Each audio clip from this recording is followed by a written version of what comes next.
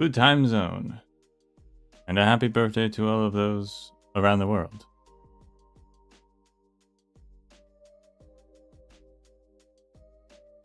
Let's turn myself down since I'm going to be louder now.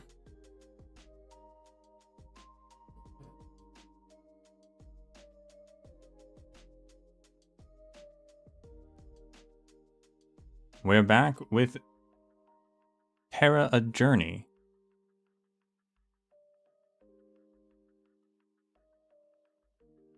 Chapter 2, we finished Chapter 1 last time.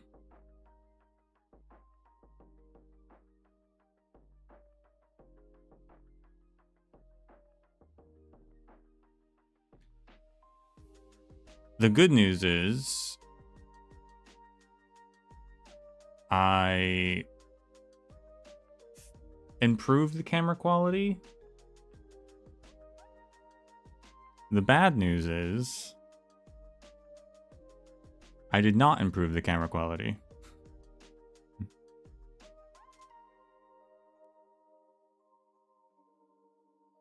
Quite the conundrum. You know, it was looking good when I tested stuff, and then today, as I set it all up,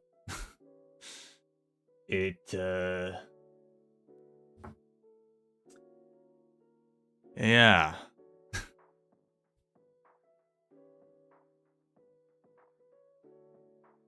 It doesn't look like it did, and I don't know what happened.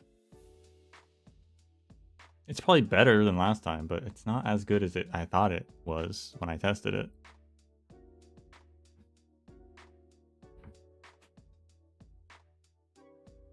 So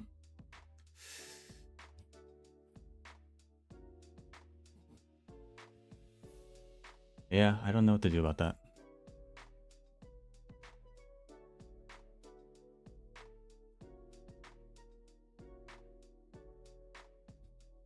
I surrounded myself with lights. So many lights.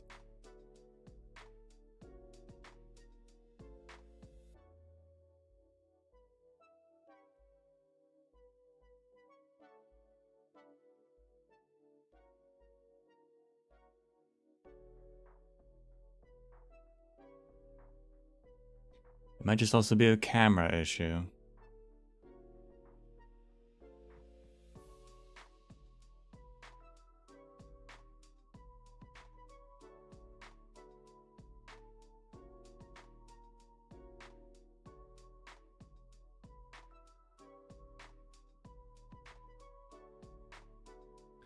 Or I might just need even better lights, even though I got...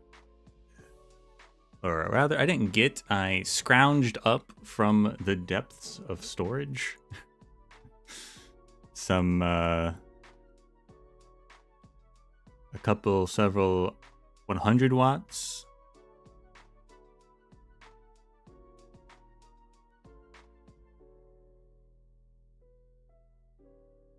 Which I thought would be enough.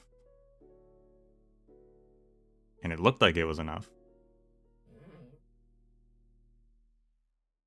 Now, hard to say.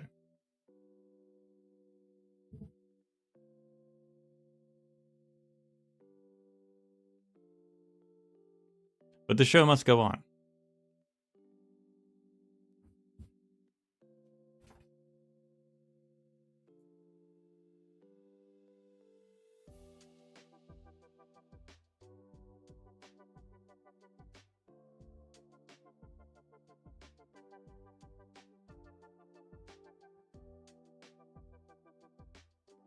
So, like I said, we're on chapter 2. Whabam. Chapter 2. Technologies of Terra. But between last time and this time, I had actually thought of something related to last chapter. Last chapter was all on Oranginium.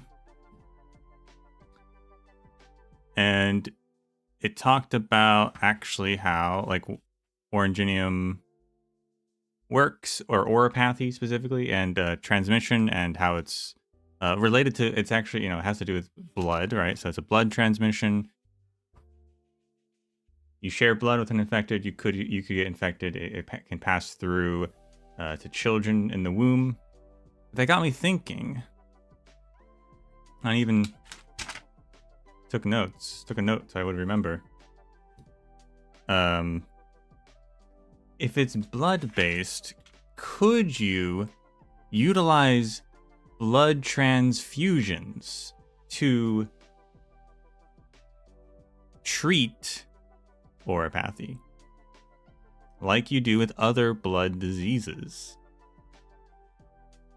I would assume they thought of that, but maybe they haven't invented transfusion technology. That would be surprising. I assume they thought about it and it doesn't work, but it was a thought I had. Blood transfusions. What's up with that? It would be interesting to know if that's a thing.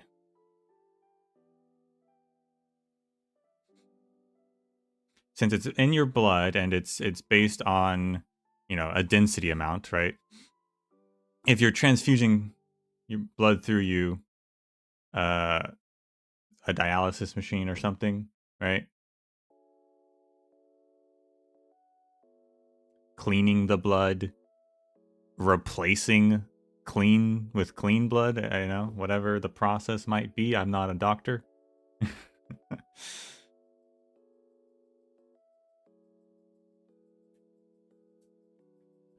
Something to think about. I would assume if at the very least Terrans haven't done it, the doctor did do it. When the doctor woke up the first time during when Rose Island was still Babel and the doctor was trying to figure out a cure for oropathy, I would assume they probably tried transfusion at some point, since at least they would know what that is, right? If Terrans don't.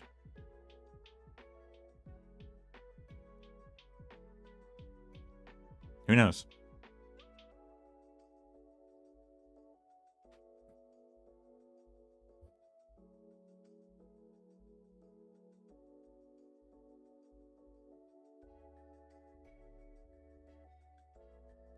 But let us continue to Chapter 2, Technologies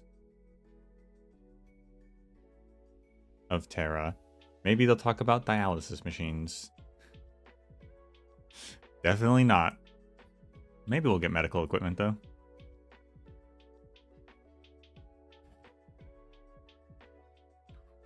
But first, Oranginium technology. We're not done yet. Oranginium is never done.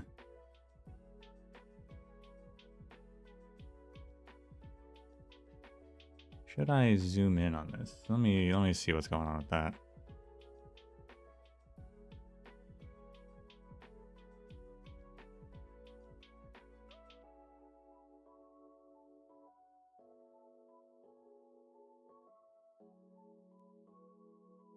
Was that a delay or was that was a delay? Okay. I was like, it's not zooming in on OBS, but it is zooming in on my capture. Also, the capture program I use is just not great, but I don't have another option as far as I'm aware.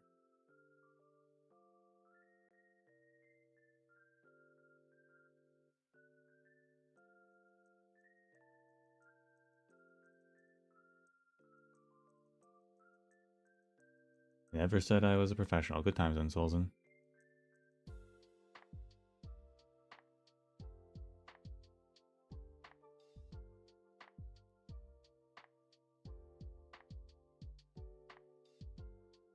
I did discover that I can't autofocus. There's a very small range of focus that can capture text on this camera.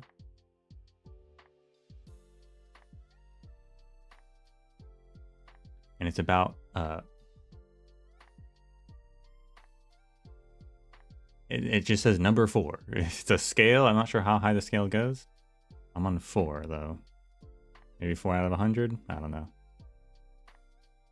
Anything more, anything less, and it just does not work. Anyway, Oranginium technology.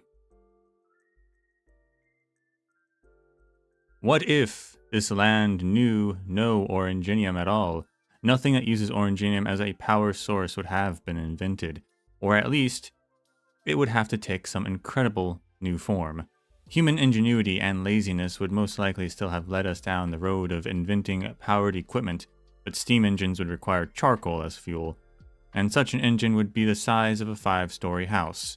The kinetic energy output relative to its weight would be negligible, making it essentially a ridiculously expensive, completely immobile water pump. Only a man with a deep hatred of forests would use such a machine.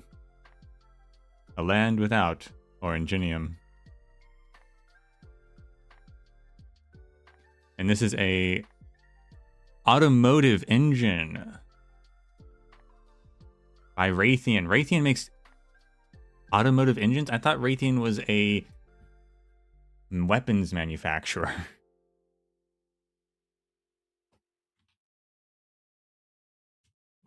They make cars as well?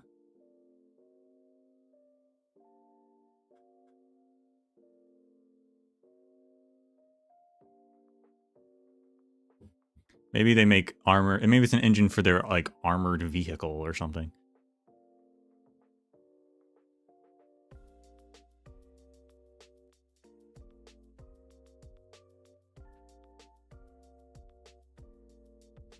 Trying to read it. It's actually pretty hard to read myself on this one. This text is very small.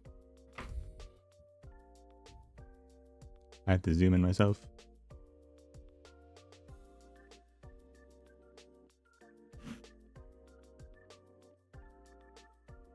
I don't think it's possible.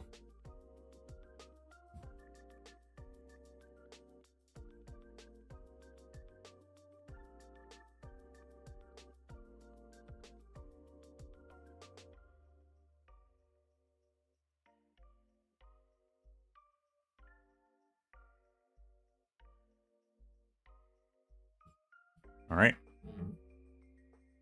Yeah, Raytheon Automotive Engine. It's by their engineering department, because of course it is, right?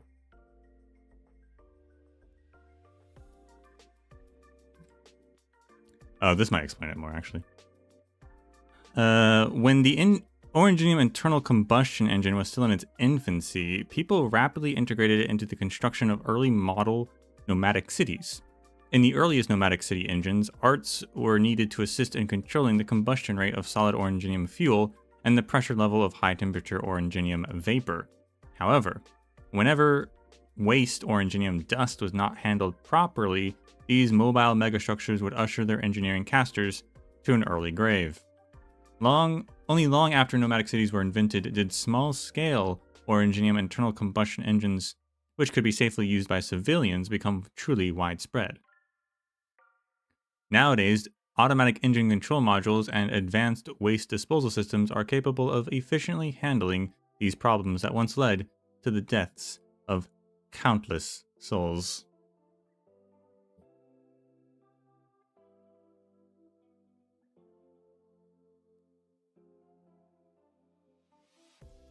Very interesting. So the first engines had casters. And now they're so easy. I mean, even Moira was able to like hack into a nomadic city engine.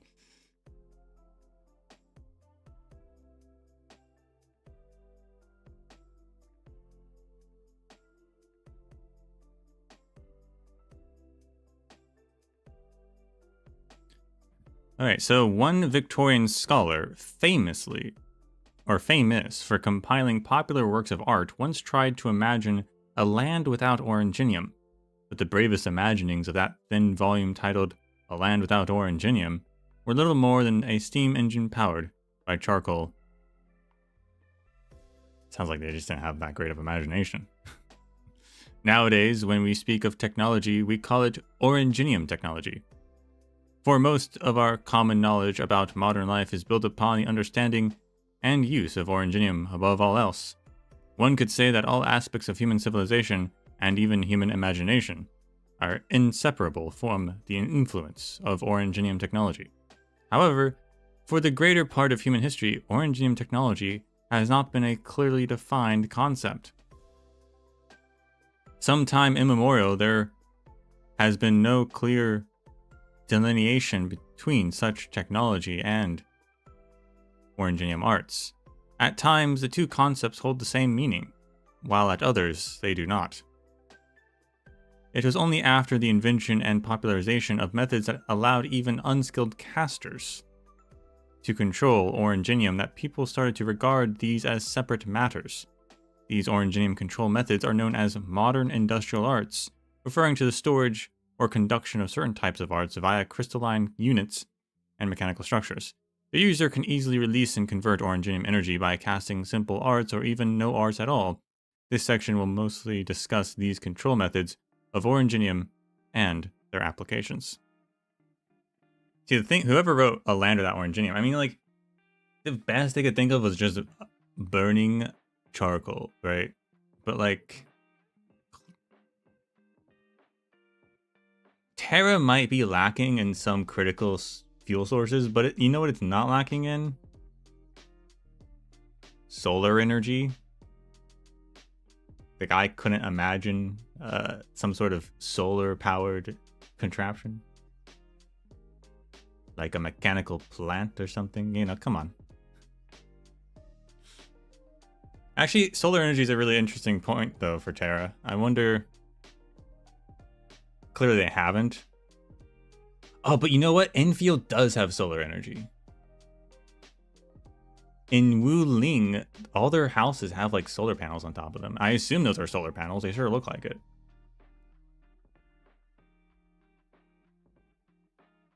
So they definitely do invent solar technology at some point between now and then.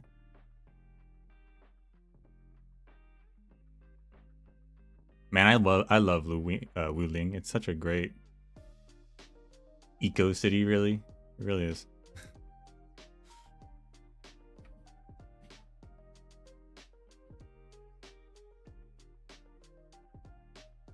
So yeah, so solar technology definitely is possible. At least on Talos. I would assume it has to be on Terra. It could be like, well, maybe the star bubble blocks it, but if the star bubble blocked solar energy, then there'd be no way that life would even exist, right? So the star bubble definitely doesn't block solar energy.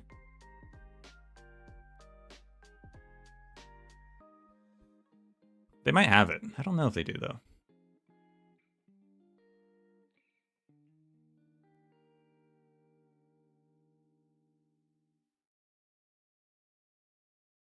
Wind power, of course, is an option. And water power. I don't know if Terra has the means for hydroelectric.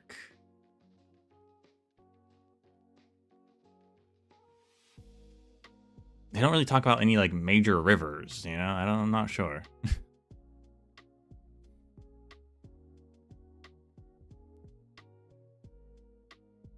I think we've seen windmills, though. So they definitely have that. Anyway. Up here we have what is that? Is that steel? A groundbreaking man-made metal that retains RMA-70's outstanding Orangenium arts conductivity while also demonstrating excellent material strength. Not only is D32 steel, yeah, okay, it is the D32 steel, used to make arts units that can withstand a tremendous amount of energy, its aforementioned material strength suits it to the manufacture of outstanding melee weapons. Only the most experienced of casters understand the value of beating enemies with a staff. Oh, they use steel for melee weapons too. I guess that makes sense.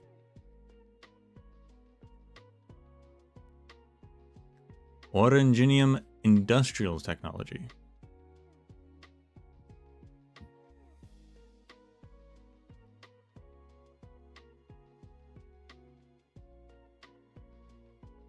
If one were to look at the past with a modern lens,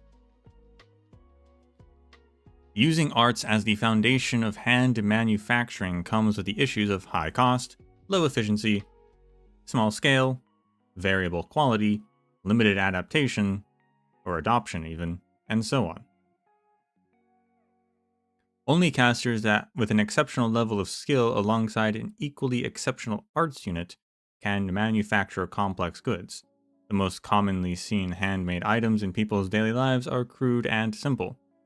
The spread of modern industrial arts not only allows those who have moderate to low levels of Originium arts assimilation to participate in the manufacturing, but also makes it possible to produce standardized and replaceable parts in large batches. The emergence of the modern assembly line greatly increased the upper limit of the scale of production. The rapid development of Originium industry brought with it an explosive growth in population alongside drastic upheavals in social structure. These changes in turn guided the development of technology via consumer demand. Once Terra echoed with the rumbling of nomadic cities, common appliances such as refrigerators, televisions, and air conditioners gradually entered the average Terran's daily life. It is undeniable, however, that the Originium control methods used by modern industrial equipment are still rather fixed and monotonous. When Originium is used to create specific casting circuits, its use is thus fixed to conducting a specific type of arts. Processing operations as well as the recharging and maintenance of equipment still demands the arts of specialized engineering casters.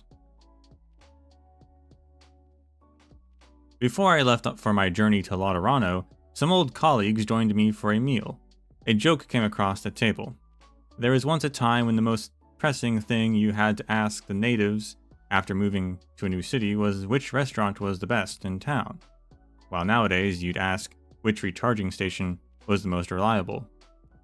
Headlines such as "Inattentive caster blows up client's equipment during recharge maintenance" will always grace the lifestyle sections of the tabloids. However, several decades ago, accidents caused by newly emergent Originium equipment were the media's favorite. And we have a Originium device recharge repair engineer caster on duty. A flyer for the Prime TM Originium devices recharge and repair station.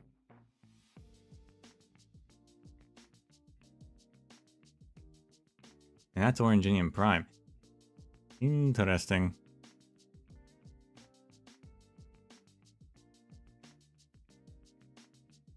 There's also also like a brand somewhere.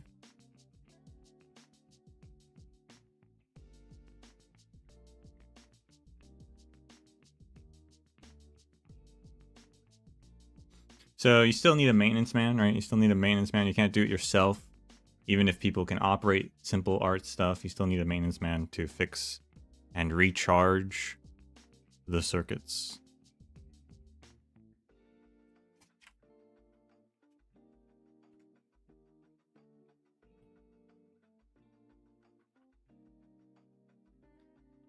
The past 100 years or so have seen a change in the attitude of Terrans towards Originium technology. During the period of substantial technological development, the changes in people's attitudes, conceptualizations, and cognitions held not only social significance, but even more drastic significance for technology itself. It guides, or at least reflects, the future of technology development, weighing the costs and benefits of Originium arts and Originium technology while balancing the direction and scale of growth for both. While dilemmas that every nation of the Crystal Age, or are dilemmas that every nation of the Crystal Age must ponder.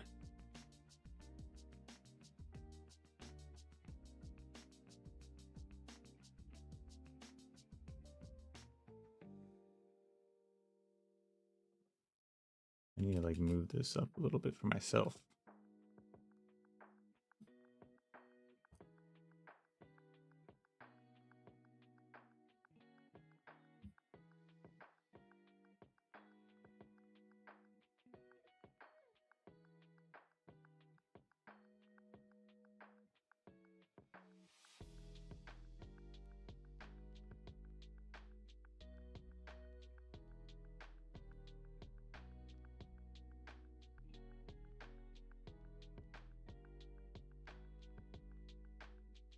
Let me...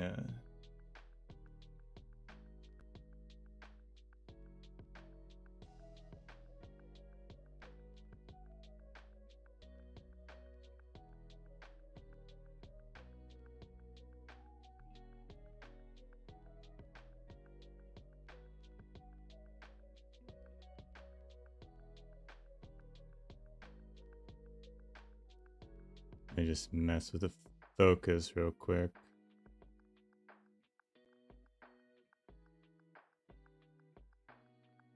Because I see now that the focus you get on stream and the focus I get are actually different.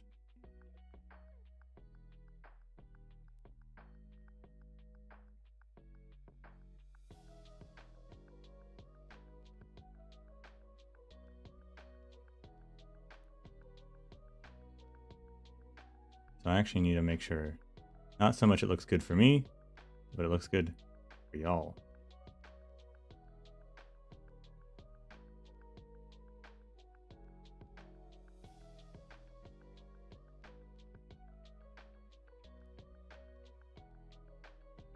Which might be that. Might be that much. Not a huge difference, but a little bit.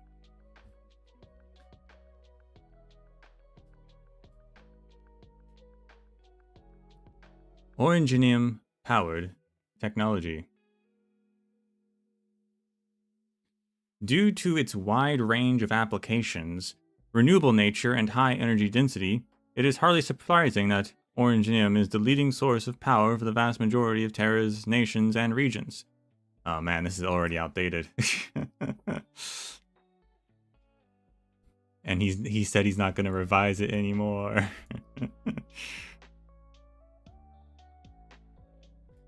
Maybe it's not so renewable as we thought it was.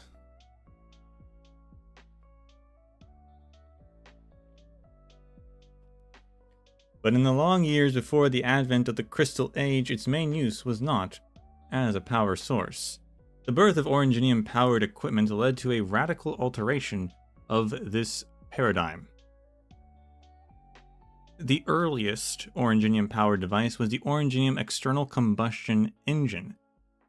Rather than Orangenium directly releasing kinetic energy, the engine utilized the heat energy it produced to create high-pressure steam within a boiler. This steam then drove pistons back and forth, powering the engine. The creation of this technology has been heralded as the bells ringing in the dawn of the Crystal Age. From cranes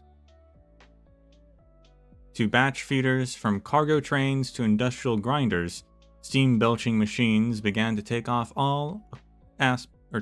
all aspects of the manufacturing industry. With the rise of the Steam Knights, Terra's militaries also welcomed these new innovations. Despite their significance, the designs of these early Orangenium external combustion engines were obviously flawed.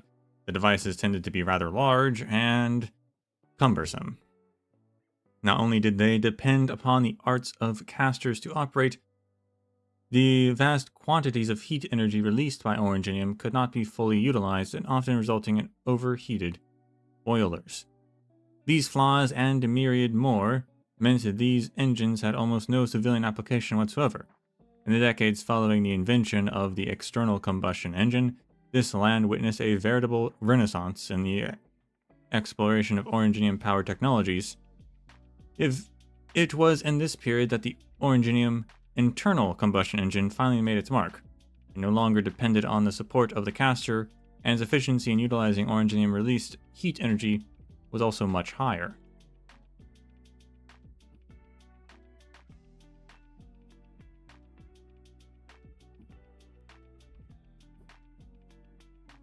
We got some trolleys, trams,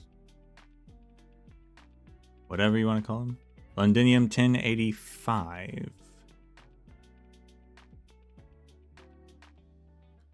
A device highly sensitive to the Orangenium activity, able to convert minute changes in electrical signals, allowing for the precise transfer of Orangenium energy without the use of arts. Nowadays, bipolar nanoflake has become a necessary component in all modern originating devices. It is said that regular calibration of bipolar nanoflakes is the most boring part of the job for any engineering caster working at an originium recharging station, bar none. Love that we're getting a little expanded lore on these things. So these are for converting electrical signals to transfer energy without the use of arts. Neat.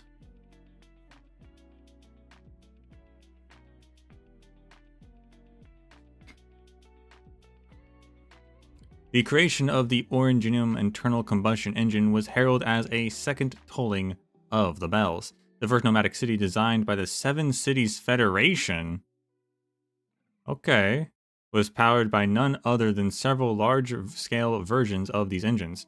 Once these bulky machines were miniaturized in size, they enjoyed a certain degree of application in civilian transportation. Even to this day, the spread of Originium power technologies across the various regions still remains rather uneven. The lands of Sargon and Yerrig are still stamped with the footprints of burden beasts. Meanwhile, nearly a century ago, the Gaulish had already found themselves dissatisfied with the internal combustion engine's efficiency. Soon after, even more efficient methods of utilizing Originium energy were developed, the electric motor chief among them.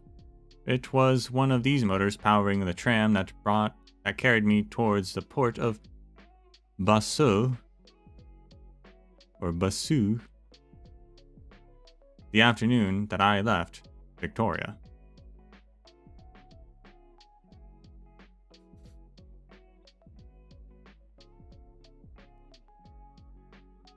Seven Cities Federation. That is not a country that I think has ever been mentioned before.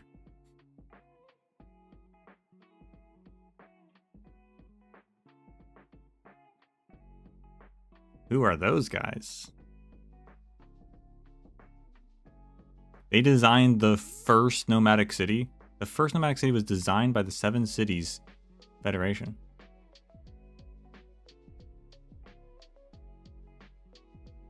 Nomadic city lore as well with that? That's pretty cool.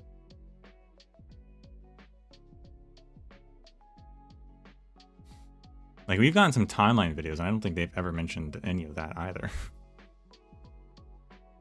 They've been holding back on us.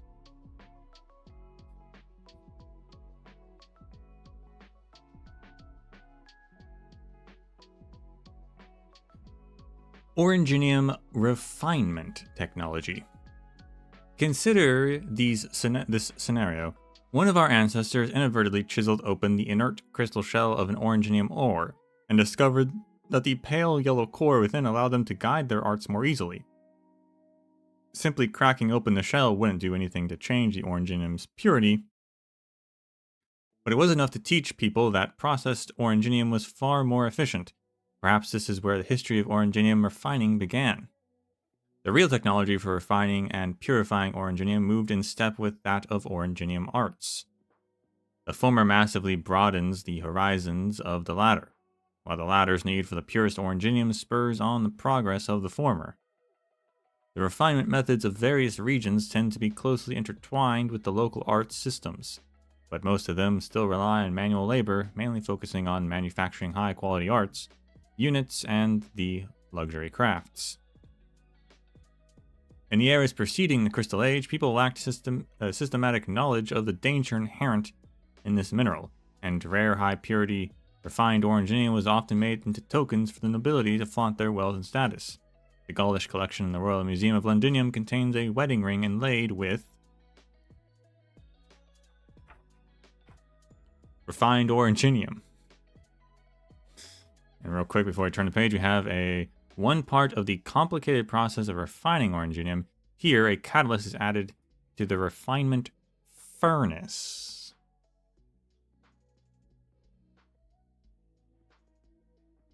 Neat.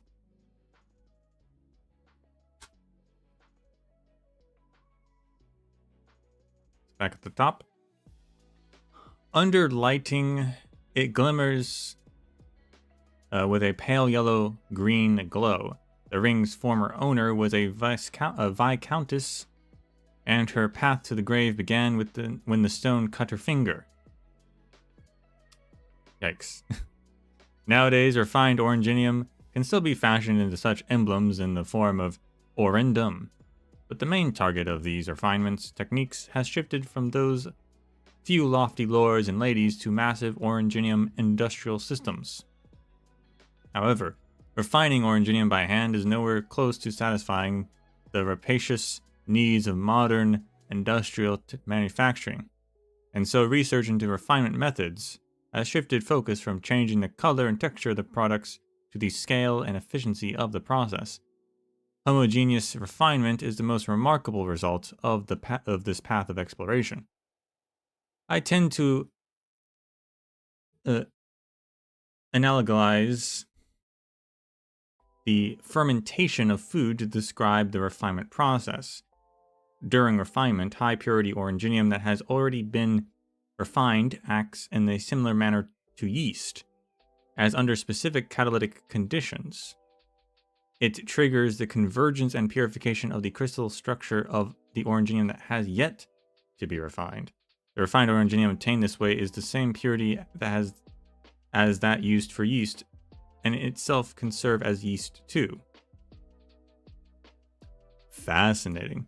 This breakthrough in oranginium refinement technology is often hailed as the most important technological achievement of the Crystal Age. Whether raw oranginium needed for large-scale industrial manufacturing, high-purity fuel needed for high-efficiency oranginium-powered devices, or the oranginium-sensitive materials alongside highly conductive ones, absolutely necessary for the creation of high-precision oranginium electronic units, they ultimately all come from typical, unassuming refineries. So refined oranginium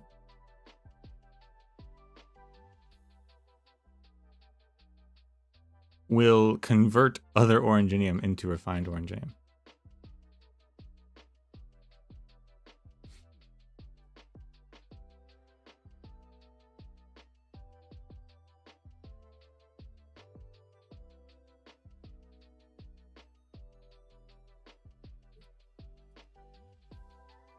Oranginium electronic technology. The influence that the oranginium electronics industry has on both manufacturing and daily life cannot be understated. From timed traffic lights to intra-city network servers, and even to intelligent operation platforms that possess a degree of autonomous learning and movement, the birth of oranginium electronic technology has greatly broadened the potential applications of the mineral. The ranges of uses for this technology is wide, but comparatively limited in uptake. Whether high-purity oranginium crystals, highly conductive alloys, or high-precision integrated circuits, every aspect of the electronics industry is accompanied by high costs, rare materials, and complex processes. And so the difference in electronics development between nations and regions can be huge. In fact, this statement of difference in development itself lacks rigor, for in regions where overall technological development is still immature, electronics is a concept that simply does not exist.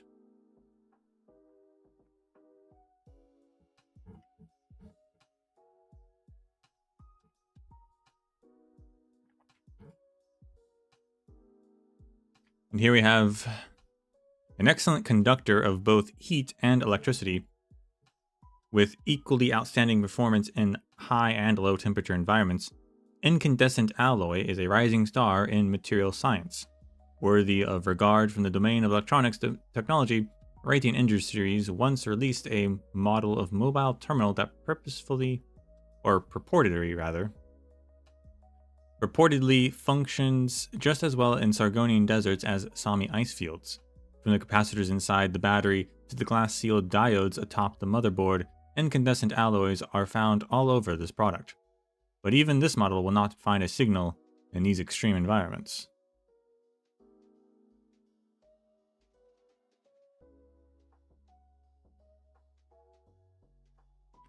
A land without oranginium. I had initially planned to end this section of the book in a light and cheery tone, but the contents of the seemingly boring booklet, A Land Without Oranginium, have been disturbing my mind since I first read it, to the point that I find myself unable to set down my pen. In 1031, the Gaulish Empire came to its end. In the decades following its fall, the empire's technological legacy was spread far and wide, triggering the explosive beginnings of a new industry in the core nations, with Victoria at the forefront. Civilian industries in all of these nations also enjoyed rapid development, completing the final piece of this overall industrial structure. Previously, under the suppression of Gaul, the military-industrial sector was their only developed industry. During this time, those who expressed doubt towards industrial development were considered old-fashioned, conservative, and unwilling to face the radiant fruits of a great triumph. There was once an old professor at the college who had found himself the subject of such ridicule at the dining table. In later years, he wrote 10 or so papers expressing his worries about industrial development, but very few of them actually made it to publication. Over a long period of time, I struggled to comprehend these worries of his. Today, however, I somehow start to share a part of his awareness of the crisis, but his name has escaped my memory already. The many academic papers and texts I have read led me to note the following. In this era, we have seen rapid industrial development, and at the same time witnessed the explosive large-scale spread of oropathy, alongside a notable increase in the rate of catastrophe. But as I boarded this smooth, cozy tram and enjoyed a cold, refreshing drink right out of the freezer, I subconsciously consoled myself. Surely there is no definite connection between the two. At the beginning of this chapter, I wrote, all aspects of human civilization and even human imagination are inseparable from the influence of Orangenium technology. I am, of course, well aware that this statement can hardly be called rigorous. Perhaps it is not the people that are incapable of imagining, but rather they have already forgotten. After decades living in Londinium, I found myself unable to recall the appearance of the city before it was blanketed by dark clouds. But I still did not amend my wording from the opening of the chapter. After all, perhaps we were once able to imagine a land without Orangenium, but nowadays find ourselves incapable, and will continue to do so, or be so, on into the future.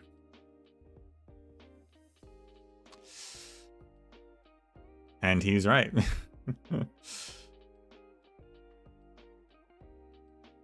They couldn't even imagine it on Talos. They had a land without Orangenium.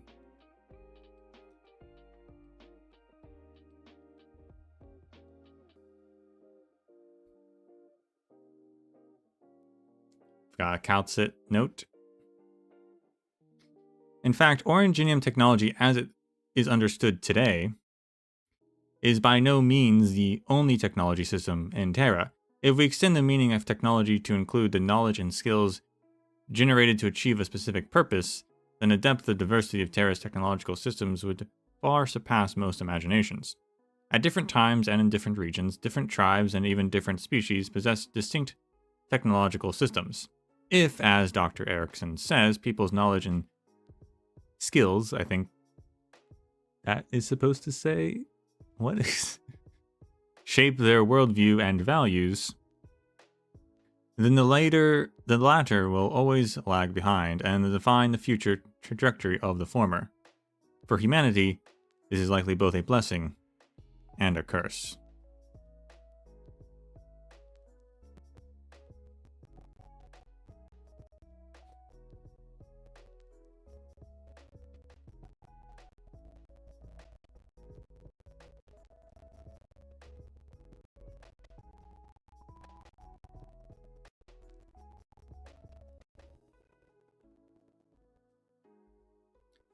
Excerpts from notes on the Rhodes Island workshop tour. The tour of Rhodes Island's engineering department that you had requested has been granted formal approval by Miss Amia. As for transportation, an operator at our branch office in Laterano will contact you within 3 days. The engineering department looks forward to your visit. Engineering Department, Rhodes Island Pharmaceuticals.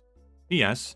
Please find attached a humble gift personally selected by the doctor, with which we wish you all the best in your writing endeavors and to your health. A popular electronic kettle, after undergoing modification by engineering, it now boasts a spare Orangenium heat release circuit and is able to operate even without a source of electricity.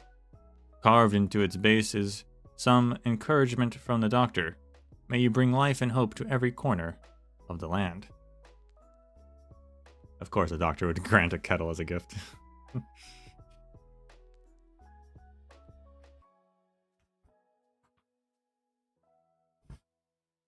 Redoing... Are these all notes from the tour then? Okay.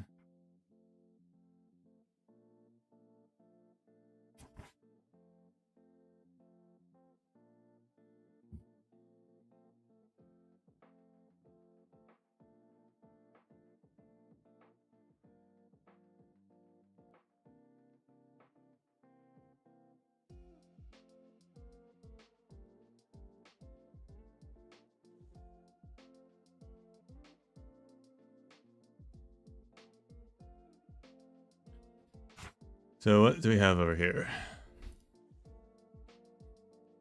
Instrument Repair Workshop and Elite Operator Workstations, the future of Orangenium industrial technology. I began with a look around the most unusual instrument repair workshop, one of the mini workshops under the engineering department. The director of the workshop showed me a product of Lightonian design, or Lightonian technology, from the 60s, and performed a viola concerto with it. Once the piece was over, the director told me that this viola would only be used to perform this one tune. The tune was pre-recorded in a stereo system built into the viola itself, and the performance was simply casting arts with a bow coated in orangenium paint, which applies the instrument with energy to play the recorded music. Apparently, the original intent behind the design was to allow casters with no sense of music to look as though they were playing it, but the caster had to continuously cast arts upon it. Otherwise, the tune would cut out. This was paired with the viola that could actually be played, which had a fast casting arts unit connected to its tailpiece. This unit stores various simple arts, allowing musicians with no sense of arts to be able to cast while performing. But the musician had to be sure to point the arts unit at the correct target while drawing the bow across its strings. This equipment could be considered the epitome of Lightonian orangenium technology. From life to thought, from custom to art, traditional arts forms the foundation of Lightonian society and culture. When the rising tide of orangenium technology arrived in Lightania, its practicality was bound to lie within the framework of traditional orangenium arts.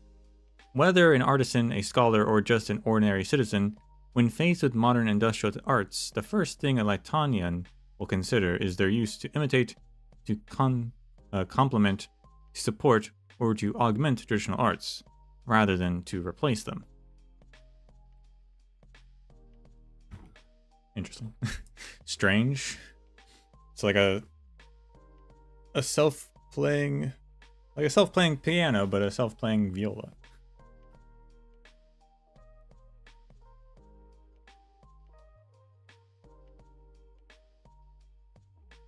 Many Colombians, in comparison, eagerly embrace machines as a substitute for all sorts of arts. This has been underlined by someone. In most orangenium-dependent nations, orangenium arts assimilation significantly influences the allocation of societal resources. However, in Colombia, this is considered improper, or at least that's what the newspapers suggest. When orangenium devices that could be operated without any orangenium arts hit the market, many believed they were about to witness the dawn of equality. However, those without first-hand experience in Colombia's tech industry rarely grasp what this so-called equality truly entails. If the creators neither respect their creations nor humanity itself, then perhaps they are not erasing unjust disparities. Instead, they may be equally disregarding the very value of human life. Mechanist. All right, Mechanist. All right.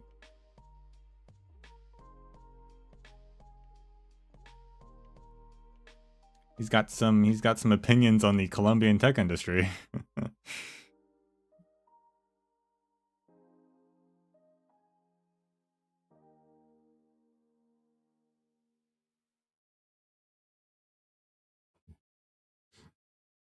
And I can't say he's wrong.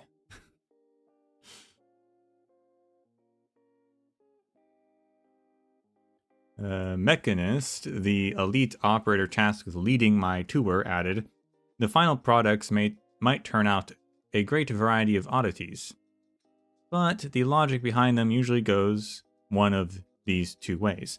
Either they use even more highly integrated crystalline components to store even more complex and diverse arts, or they use external mechanical structures to apply a single art technique to different situations. As I was still processing this theory of his, Mechanist gently patted an industrial welding arm using his own robotic arm, but he proceeded to introduce this particular piece of equipment to me. For welding work, this robotic arm is nowhere near as flexible as a caster. There's a lot of corners it can't reach. Before these arms took over in Colombia, you could always see engineering casters drenched in sweat trying to weld tricky corners together in every factory. Logos would say it looked like a brush of brambles born from Orangenium arts that ultimately could not bear the strain of life and ignominiously died part way. But this one, not only can it independently channel high temperature arts, but it also can achieve a considerable range of angles using multiple linked shaft joints, structure, and comprehensive track movement program.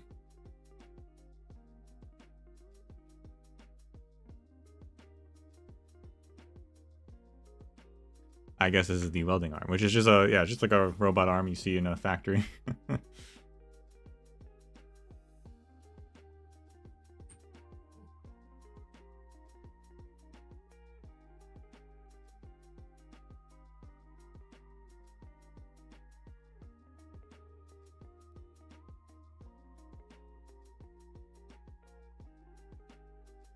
Time for a water break.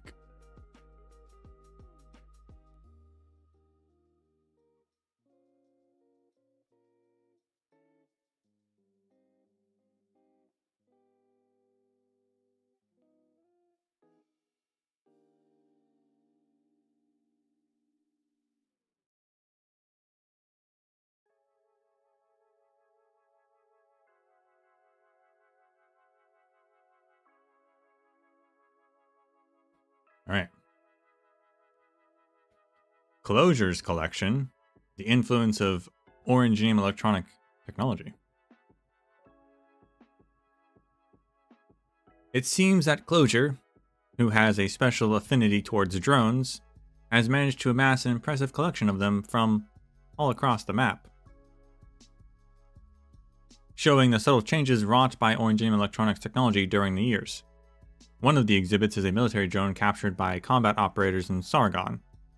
It requires a caster to continuously cast arts within close range to control it, a quite difficult task to perform as it lacks stability. Closure rather excitedly shares a report from that mission with me. The unskilled caster sent the drone crashing into his allies, and we managed to capture both the drone with the busted rotor and the mercenaries with their busted heads. Packed aside it is an item said to be a civilian aerial survey drone procured from faraway Yin. Even if one lacks any arts proficiency, one may still use the complementary remote control terminal to manipulate it with a great distance. In addition, this model can also cruise without the need to activate control, or for active control, and send images of what it sees back to the controller's terminal in real time. It can even provide a map of the city's best restaurants and book a table for you. Wow. As she listed off the various features, Closure's eyes sparkled like Orangenium searchlights, which left quite the impression. So, a military drone captured by Rhodes Island. The fractured rotor wing exposes the Orangenium structure within, which allows casters to control it. So these drones, the drone, like the level 1 drones we've seen, when you start the game, I guess those are directly controlled by a caster.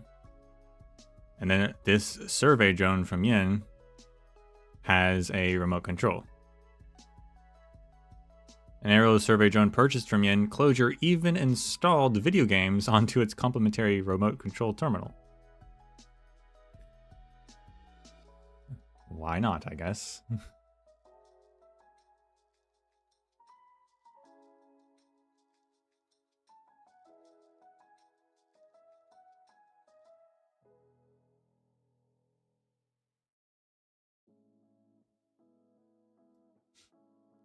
I wonder how many drones we've seen that are either or. I think the drones... I would imagine the drones from those mercenaries that summoned them maybe are remote-controlled ones.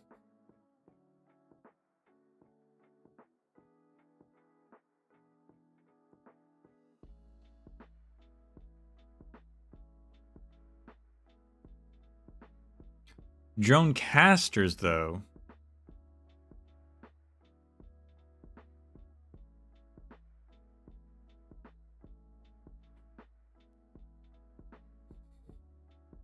I would imagine maybe, I mean, I don't know, Click could go either way. Click could have a remote control, but like obviously in her animation and stuff, she doesn't. So I think she's just using arts for that. I'm not sure though.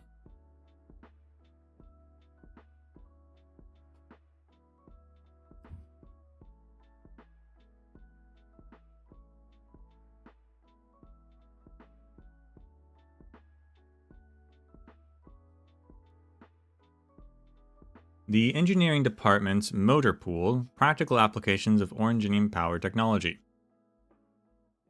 Walking with the engineering department's motor pool, I was enlightened on the many applications of the Orangenium internal combustion engine in civilian life. A small-scale farming tractor made in Victoria, an old-fashioned Ferdinand three-wheel motorcycle. Well, not Ferdinand, but just Fernand. A crop sprayer that had been modified to release tear gas. Okay. Finally, at closure, the lady in charge of engineering led me to Rhode Island landship deck cleaner. She told me this cleaning car comes with a music player so as to bring joy to the operators who are working on it.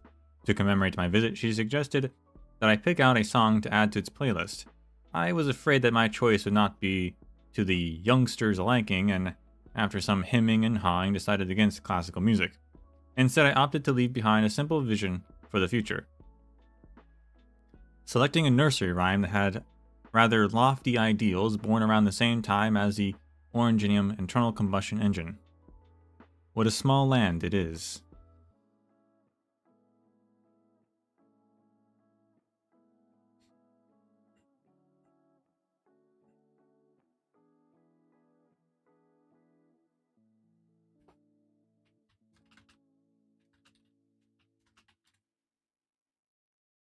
Is that like a real nursery rhyme?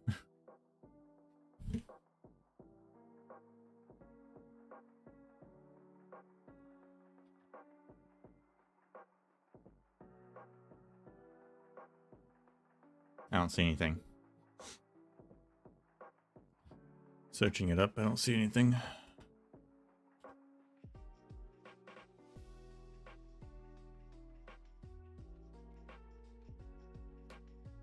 Chapter 2.2, Industrial Technology, Nomadic Cities. Here we go.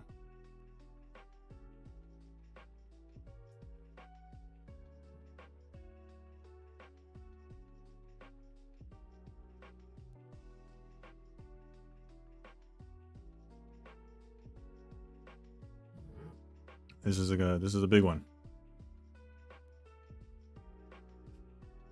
Epigraph. Rimbilliton's barren lands, locked in the throes of the dry season, welcomed the first early rays of sunlight that traversed the mountains. Those foul beasts that frequent the barrens showed up, as they always do, as they flew towards the rising sun, seeking out oases for food. They sang the only music to grace the wild lands. In the distance, a towering snow-capped mountain threatened to scrape the sky, to the extent that it delayed the sun's glorious rise by several minutes. A convoy from nearby nomadic city rubbed shoulders with the foul beast as the waters of the waters of the oasis. This convoy filled their cisterns with water, completing the final preparations before the departure of the city. The city in the distance resembled a group of immense yet silent metallic life forms, lazily reclining on the boundary between the grasslands and the desert. One must by no means underestimate these silent giants, who look like great boulders towering above the land. For once their heart begins to beat, they let forth the most majestic roars across all Terra. At 9 in the morning, maintenance staff, who had been on leave for several months, all returned to their posts, performing their final inspections on the valves and pipes. Children carried sundry goods back home with their parents, preparing for the next several days of hustling. City defense crews sporting earmuffs made their way around the many ramshackle sheds set up against the city's outer walls. Telling the barren landers to begin packing up, the sunlight grew ever stronger.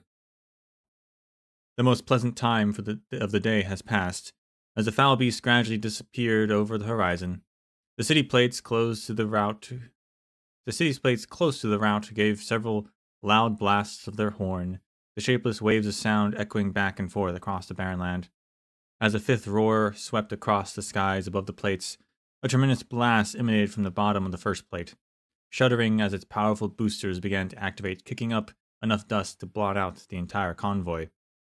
The heart of this metallic life form was pulsing once more.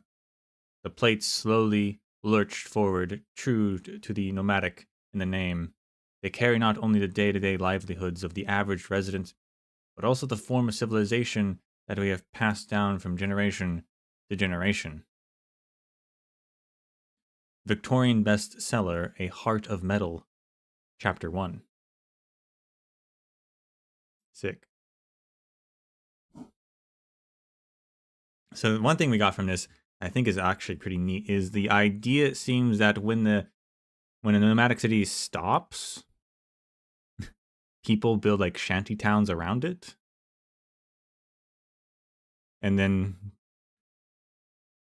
they get dispersed once the city leaves. That would make sense.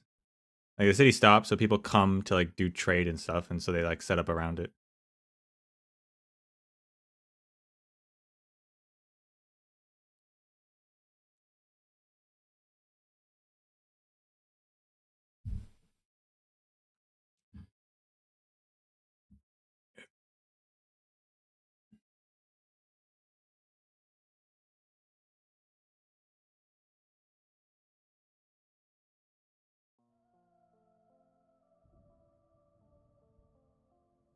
Survival and prosperity. The nomadic city is a prerequisite for the existence of our modern society.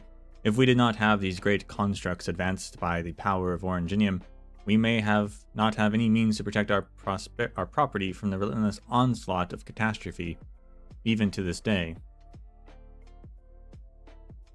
Although ironically, and I mean this happens in real life too, technically, but like ironically, the advent of advanced Oranginium technology and therefore like nomadic cities have also increased catastrophe production and strength. So they needed nomadic cities to escape catastrophes, but now they just make more catastrophes.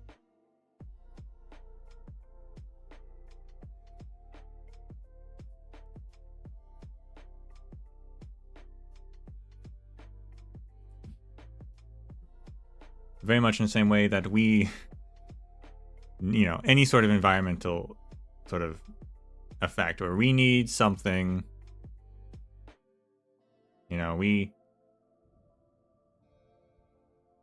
we take water from an environment,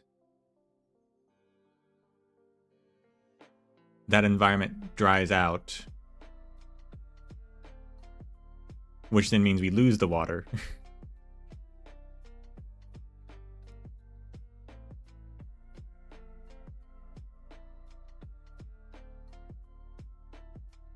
But it only dried out because we needed the water.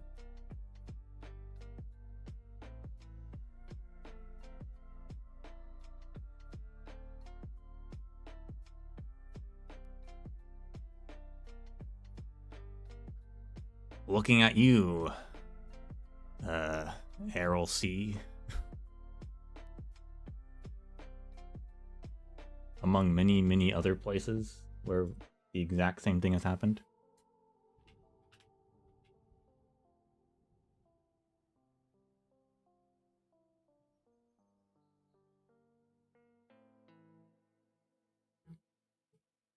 So I have a settlement outside a nomadic city. drawn in a village in the northern outskirts of Boschindel in 1086.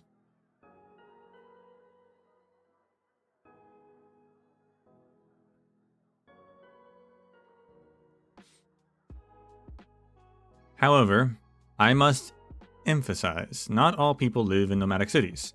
In the coastal rainforests of Sargon, the untrod snowy plateaus of Yerrig, across the vast northern tundras of Ursus, these settlements come in all shapes and structures with significant inhabitants. Given these examples, there are many who would argue that the nomadic city is not entirely necessary for survival. Ultimately, the greatest contribution of the nomadic city to civilization is its ability to evade catastrophe at high speed. However, not all inhabitants of this land have frequent need of such a thing. Should we speak with a man of Yerrig who has never seen a catastrophe before, he might rightly believe that these nomadic cities are inferior to his goddess Yerrigander.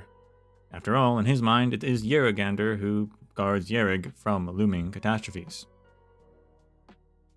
Before we delve deeply into the truth behind the many mysteries of the land, we still do not know just how many miraculous places like Yerrig there are. So to say that all lives are invariably bound together with nomadic cities would be too hasty. After all, in the many long years before the rise of the oranginium industry, the people of Terra had to migrate endlessly about, following the ancient wisdom. But in the intervals between catastrophes, they still managed to thrive in their own way. However, to look at it another way, the most dazzling parts of civilization really are owed to the nomadic city. Whether Victoria's indomitable Londinium, down here we have an urban road in a nomadic city,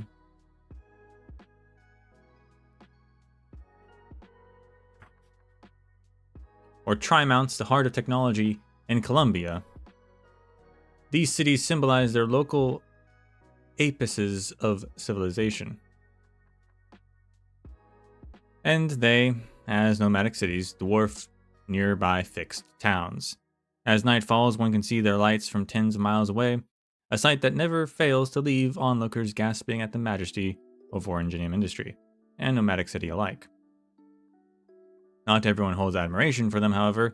Over the past few years, some researchers have analyzed observational reports from catastrophe messengers to show that the emissions from high concentration industry atop nomadic cities might be speeding up the formation of catastrophes. Despite this, at present, there remains no concrete academic study to show any definite link of cause and effect between the two. How industry influences the formation of catastrophes still requires further research.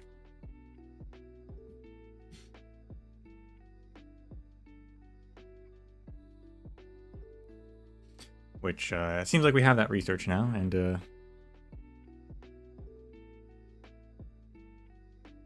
answer is yes.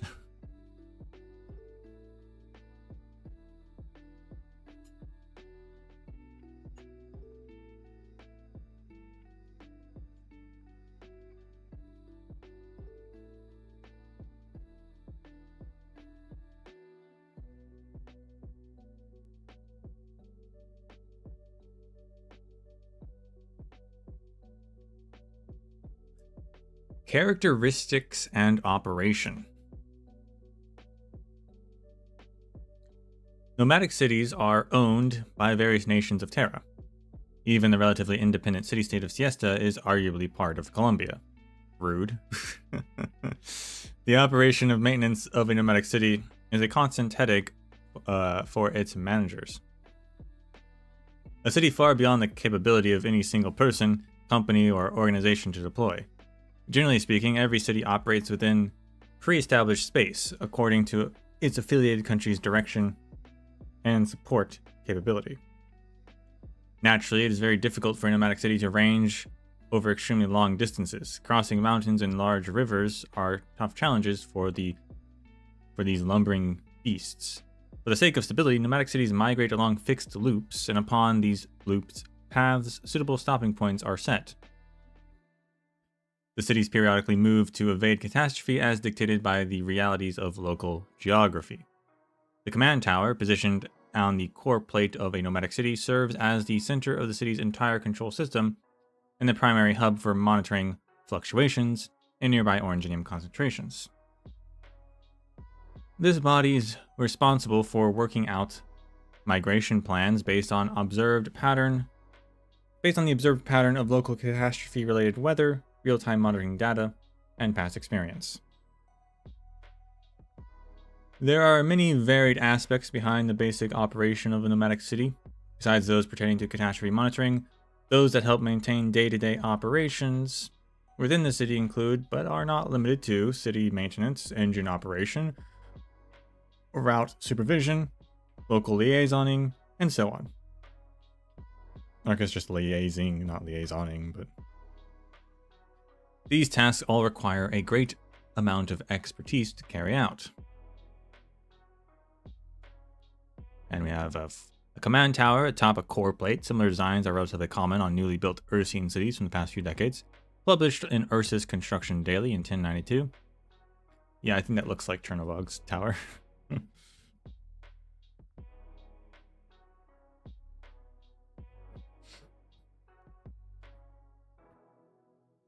Differences and similarities.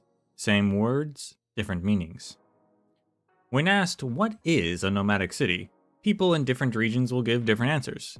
The nomadic cities of different regions have all sorts of wondrous modifications and configurations to suit their local environments. And so the different regions of Terra will not always mean the same thing when they say nomadic city. On the Iberian coast, the cities have special aquatic devices installed below them. In the Yinnese hinterlands of Shangshu, the people love to build mountains and hills atop their city plates, fastening ropeways between them. In Kazimierz, we may witness several nomadic cities linking together to form one grand, united city. In Far Sargon, the Lords Emirs direct burden beasts to tow wooden trailers through mountain passes, which could be considered a type of nomadic city.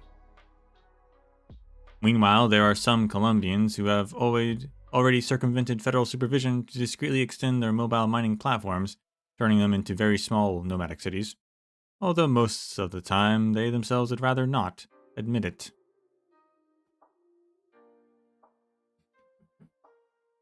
Do the Lord Emirs not have modern nomadic cities? Like, we've only seen one city in Sargon, I guess, and I don't even know if it was nomadic or not. And then, of course, there's also the Golden City.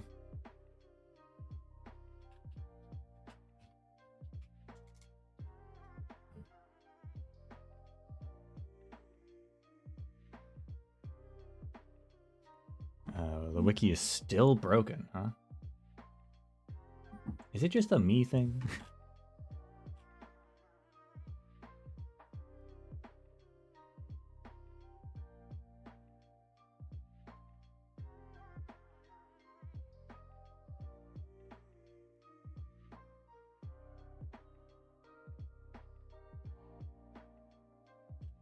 So the city I'm talking about is Menet Hamayech. From Adventure Cannot Wait for the Sun. Is that a nomadic city? Do we know that?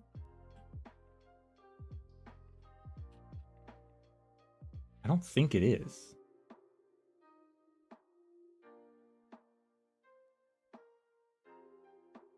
But I don't know. The word nomadic does not appear anywhere on the page.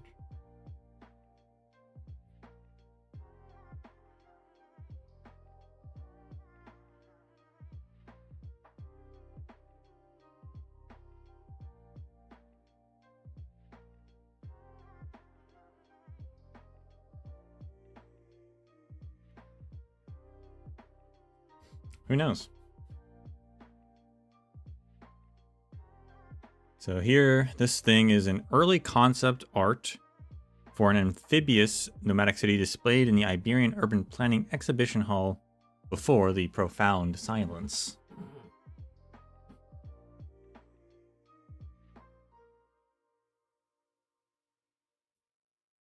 And yeah, as it was briefly mentioned, for those who don't know, Iberia had nomadic cities that could sail on the water. They do not have that anymore. Not since the profound silence.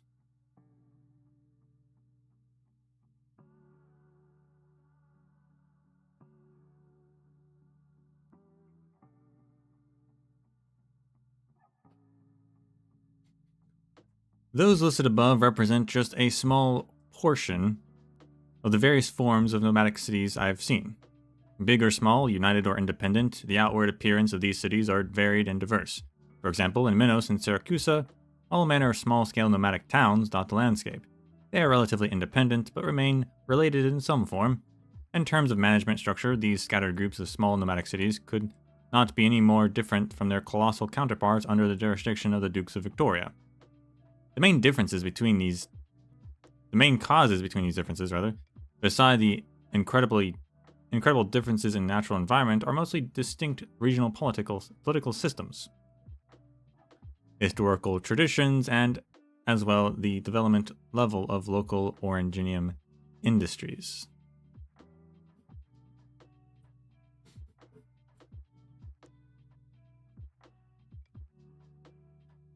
Yeah, so there we go. We've got some like nomadic towns. They've not really ever talked about that, but I have thought about that. Like, at some point, it probably becomes just not viable, like cost-wise, depending on how small it is.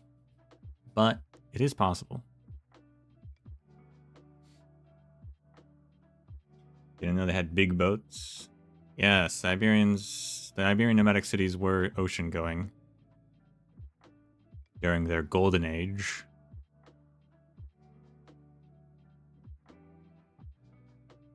Since the profound silence, which had pretty much destroyed their civilization, all of their cities are pretty much stranded on the coastline, and a lot of them are abandoned or just ramshackled.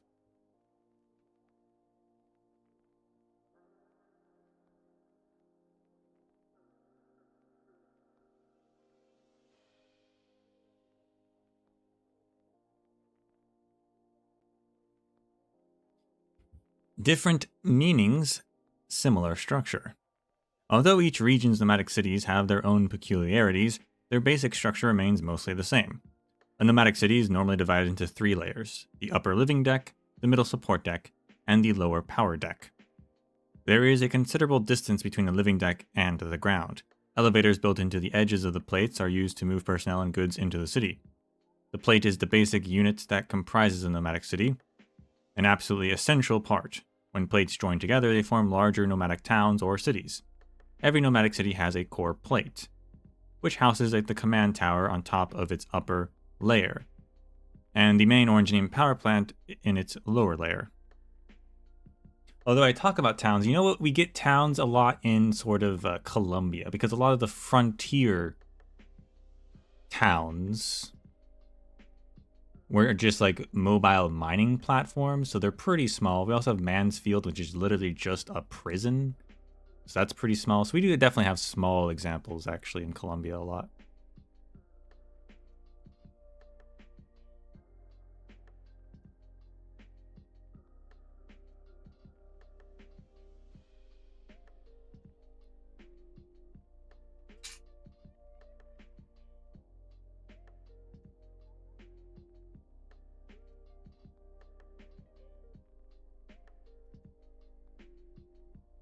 According to maintenance staff,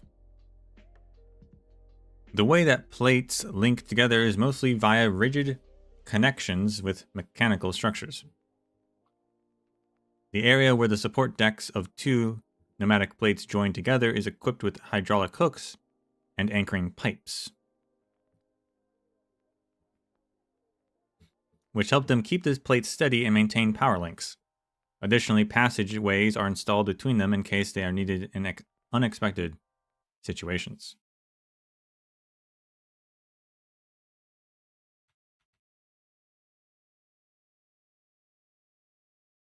Ooh, we got a model cutout. Heck yeah.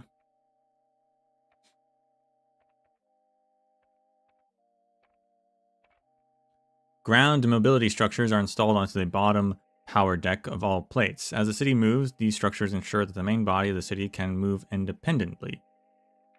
The most commonly used variant of these structures is giant caterpillar treads. There are other variants though. I've not seen any other variants. That's interesting.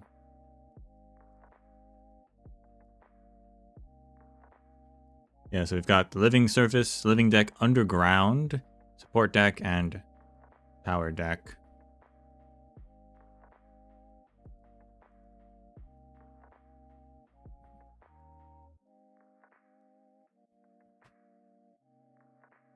Trying to see.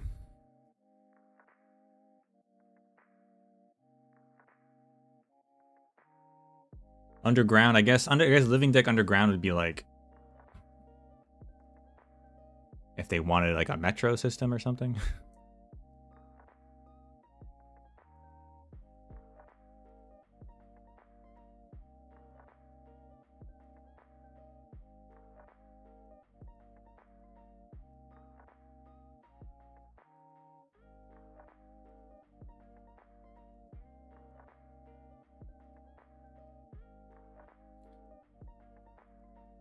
So this is a vertical cross-section of an average nomadic city. The assembly of the plates can be greatly affected by geological conditions or geographical conditions, and it is extremely difficult to ensure that all plates are always able to connect at certain angles. So universal linking parts are used at the edges. In areas where the land is rather rugged, it is possible for the edges to be less than perfectly aligned with one another. In extreme circumstances, they might even totally separate with only cable connections to link them. Some nomadic cities are built with artificial landscapes, which make statues and commemorative monuments both seem minuscule. Hills and artificial seas may also be the masterpiece of local residents. Dos Soleils, famous for its artificial sea. And yet, there are cases where people have pushed things too far. The man-made sea in the Bolivarian city of Dos Soleils was filled with water drawn by locals from the Northern Ocean. Though it is a famous landmark, considering the vast waters just outside the city, its sort of extravagant artificial scenery feels somewhat comical.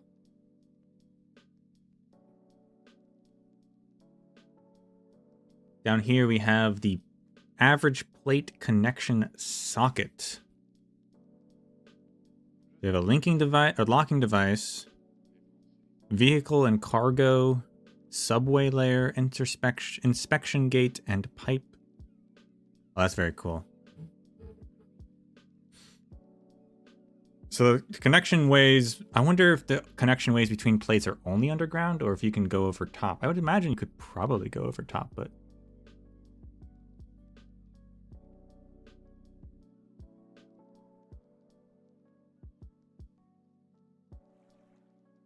very neat.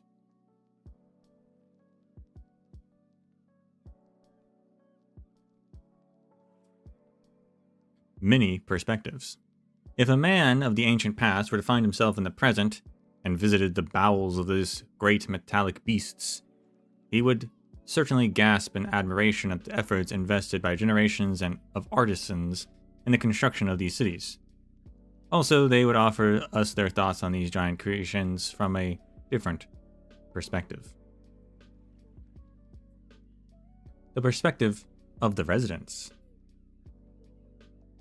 This is just nomadic city living deck.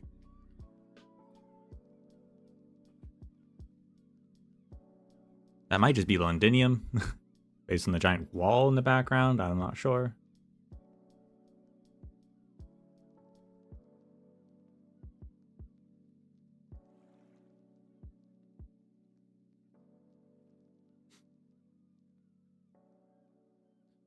The majority of ordinary citizens of nomadic cities live on the surface of the living deck.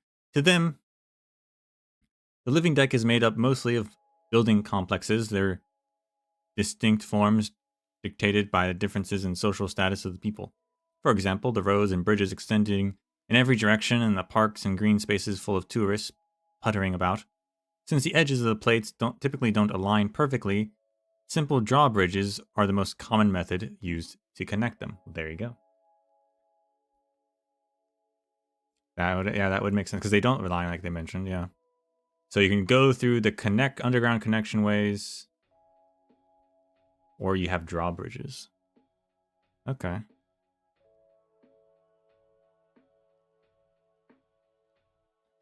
The underground part of the living deck is mainly support systems designed to service surface facilities.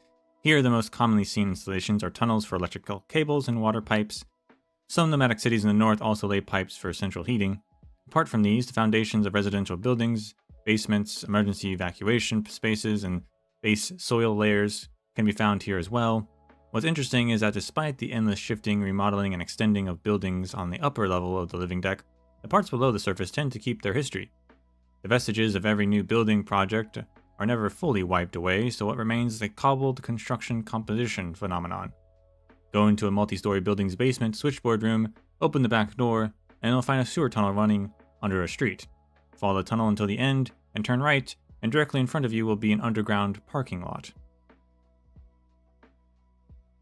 In some nomadic cities with lax regulations, especially in those old ones, the disorderly maze that is the lower part of the living deck has become a paradise for drifters and vagrants. They have adapted to this environment, developing their own way of life quite different from the surface residents, becoming the source of many urban legends in the process.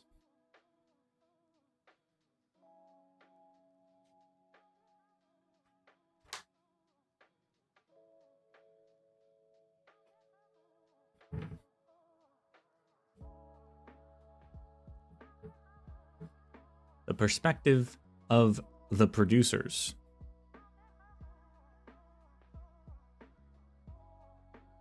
A classic support deck image. Just the big, like, tunnel.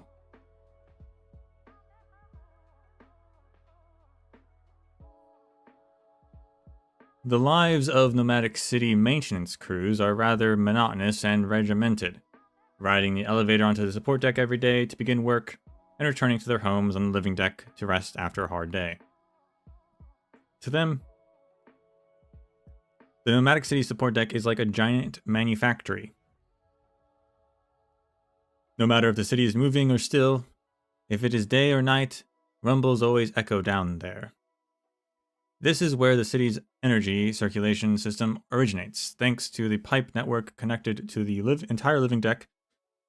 The Orangenium boilers, electrical supply stations, and water circulation systems are able to transport fundamental supplies and energy to the upper layers.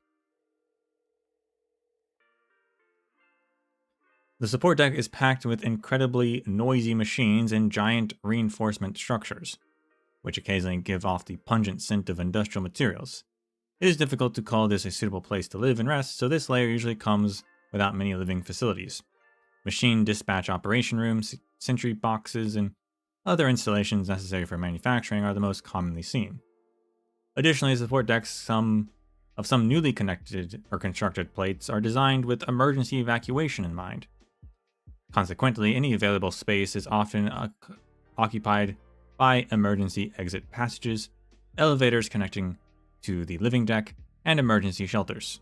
Typically, these facilities remain unused, and the emergency exits to the living deck are usually temporarily blocked.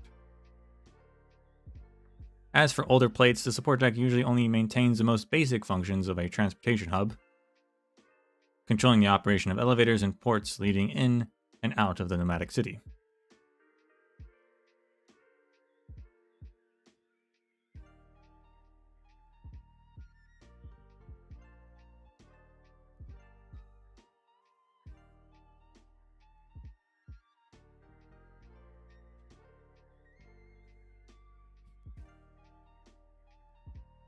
Perspective of the movers.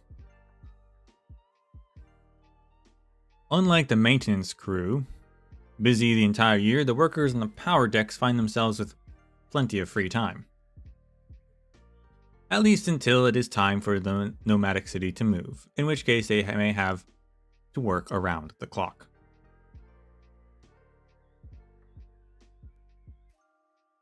To them, when the city is moving, this deck might be the most clamorous place in the entire structure. But once the city comes to a stop, the only people remaining are a few security guards and service crew. If one were to simply stamp one's foot while walking through its corridors, the sound would echo all about.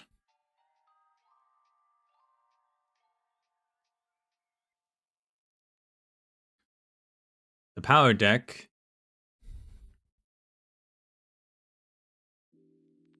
is a mechanical kingdom consisting of transmission gears connected with caterpillar tracks. Orangenium power plants, fuel storage, and conveyor belts. All plates contain massive orangenium power plants, taking up a large amount of space in the power deck. The power plant in the core plate, where the command tower is located, is notably larger. These giant power plants consume a tremendous amount of orangenium, and keep them supplied is a top priority. As such, space's distribution channels are critical installations. When the city is moving, no one is allowed to reside on the power deck. All workers must commute from the support deck and return there if they need to rest between shifts. The vast majority of passages leading to the power deck require access privilege to enter. After all, in these cramped spaces, the unceasing caterpillar tracks and mechanical transmissions are all too close, and a little inattentiveness can easily lead to casualties among the crew.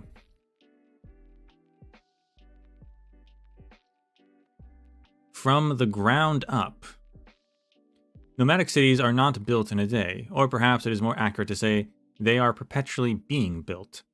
Normally, when we say build, we refer to people doing everyday renovations. Ow, just hit my knee. Everyday renovations, and atop the living deck, which naturally never ends. But if you want to build a plate from scratch, you must begin with a meticulous devised construction plan. From the many cases I have seen, the building of nomadic cities can be divided into two categories, either the fixed style or the mobile style. In the fixed style, the fixed style is the most commonly seen because its basic requirements are rather simple. You only need to find a place where no catastrophes will strike during the construction period, set up a large assembly site, then ship in the various components needed for a power deck. Once the deck is complete, it is capable of moving itself. From here, the various installations of the middle and upper decks are laid down one by one. According to experienced city builders, the primary challenge of this method is that all components must be prepared beforehand. Because the manufacturing of these components depends on highly developed industrial orangenium production lines, it is undoubtedly a hard task for those areas considered to be less industrialized. The other method is rather more advanced and is comparatively common in places with well-developed industry, such as Victoria. Here we see a Colombian mobile pioneer platform. With any luck, constant modifications and expansions will grow it into a so-called nomadic town, which is what I was saying before.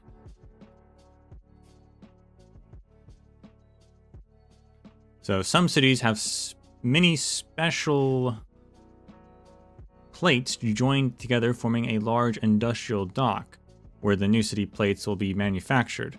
With its low risk and cost, this method has risen to become the most efficient way to construct a plate. Naturally, there are still many nomadic cities whose constructions are rather casual. Many of them started off as nomadic facilities, such as mining platforms, that were modified and expanded over time before they were considered cities. According to public information from local governments, a considerable amount of medium and small-scale nomadic cities started life in this way. Conclusion. Every nomadic city is the product of an incredible amount of labor and care. Whether regarding its construction or operation, hundreds, perhaps thousands of people will have contributed to its completion. Day after day, year after year, people create and maintain these giants, all for the sake of a better life upon this land, all for a chance to pass down this civilization of theirs. Catastrophes remain as frequent as they ever were, and nomadic cities prove their worth ever more with each passing day. This in turn allows more and more people to believe that these cities are the ultimate expression of civilization, the great force that will push us ever forward.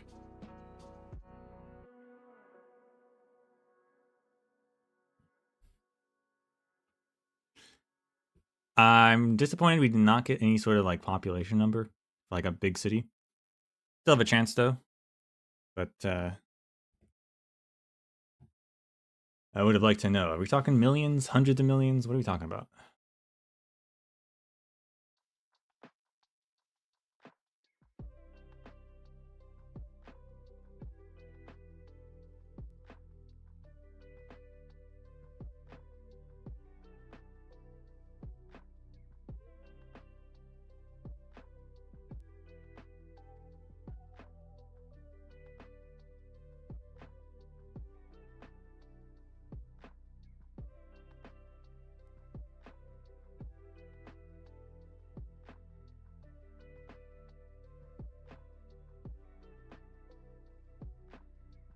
So we got chapter 2.2.1.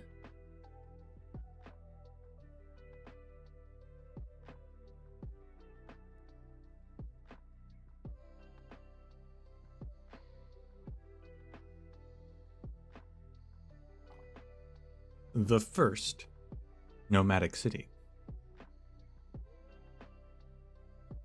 Which I guess will tell us exactly about this federation they mentioned.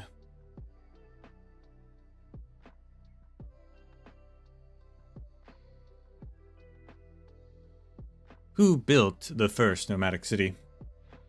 The majority of history textbooks and materials will credit the Seven Cities Federation as the first to put the idea of the modern nomadic city into practice. The origins of the Federation remain unverifiable to this day. Perhaps it began with 7 cities coming together to form an alliance, or perhaps some settlements took up a fanciful name. There indeed was a 7 cities area in history, but despite the area in the name, it neither belonged to nor shared a border with any modern nation, and was not related to the later Federation in any way. Where is that area? Besides the 7 in the 7 Cities Federation, it is merely metaphorical. It was actually a loose alliance of several independent cities and regions, and it is unknown to us just how many polities joined or left this alliance over time. This must have been pretty early on if we don't know about it. Apparently, the ill-fitting word federation cannot conceal the truth of its much flawed existence. The Seven Cities Federation is known to us not because of any astounding political impact, but rather because it created one of the most important constructs in the entire history of Terra, the nomadic city. The most definite time frame in history that we can give is the 50 years between calendar 477, or not 477, 747 and 797, when the members of the Federation were their most united. So in the year mid-7 to late 700s.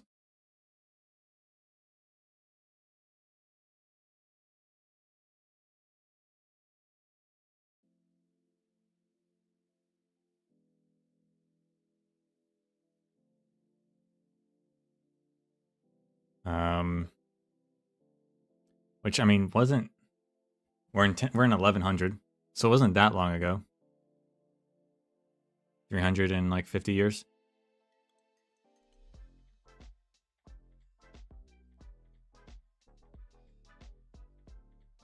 But we don't have a lot of historical record, which is interesting.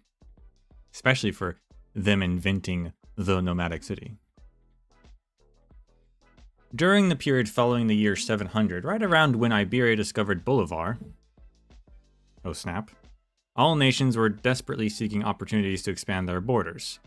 They were no longer satisfied with evading or relocating from catastrophes within their own lands. However, naturally habitable areas were scarcer than anticipated. As a result, each country opted to annex unincorporated settlements, extending their sphere of influence and creating more open space for future development.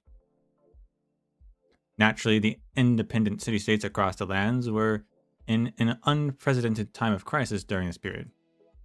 The great powers began to exert immense pressure upon them one by one in every form imaginable, in an attempt to directly obtain the city's infrastructure as new footholds. Okay.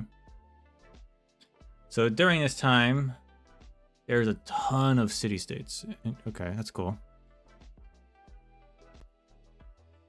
And since then, right, everything's been consolidated.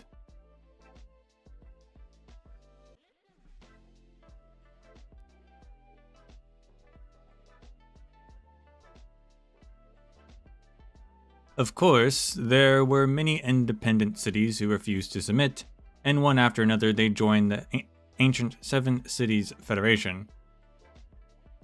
Ancient is a kind of a strong word, I feel. It was a final desperate attempt at mutual support by the weak before being swallowed up by the more powerful nations. Their various leaders came to a consensus. Simply standing on the defensive would not be enough to protect them from the rolling stone of history about to crush them. Even the combined might of the Federation would be insufficient to launch a counterattack powerful enough against any one great power. And so, to save themselves, they had to create a new paradigm, one to change the weave of the world. But before they could approach this new paradigm, they had to struggle to stall the enemies.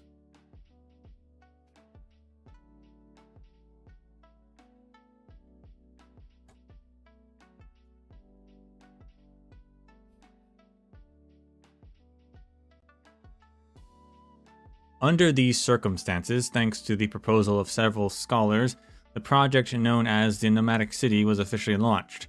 It was designed to bring a brand new technology onto Terra, which would allow the Terrans to break away from the limits of their regions and live their lives freely on this vast land. The members of the Federation provided mutual assistance to one another, trying to delay attacks from the great powers while deploying their best researchers to put all their efforts into this grand plan. It was in the year 747 when the researchers of all the independent polities first came together for this purpose. From then on, the nomadic city was no longer merely a simple invention, but an ideal that motivated all who fought for the Seven Cities Federation. Its very existence gave meaning to all those who suffered and sacrificed for the sake of their cities, urging them all to fight for a better tomorrow. It was this inextinguishable hope that propelled the project for 50 long years. In the year 797, 3 mobile plates came together to successfully assemble the first nomadic city. Theory became reality, and this incomparably huge land ship seemed as if it was about to bear all suffering people towards a land of life and liberty. But reality was cruel. In the final few years of the project, the survivors of the Federation threw all they had into the very last necessary construction for this new city. However, the constant struggles that had plagued the Federation for several decades meant that they had long run out of resources that would enable the city to actually move. The participants in the project alongside the city itself found themselves partitioned between the great powers, and subsequently all nations began to construct their own nomadic cities, relying on the Federation's research.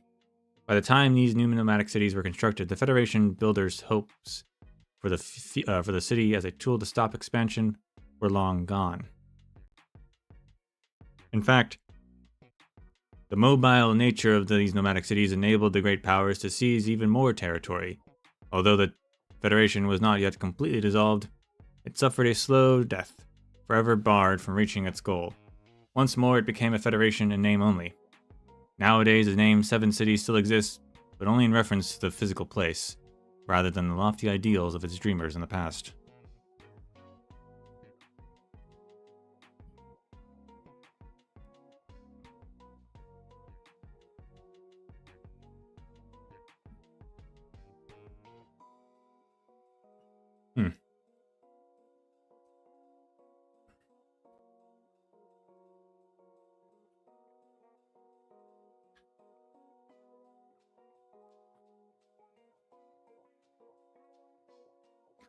And now we move on to Chapter 2.3, Weaponry.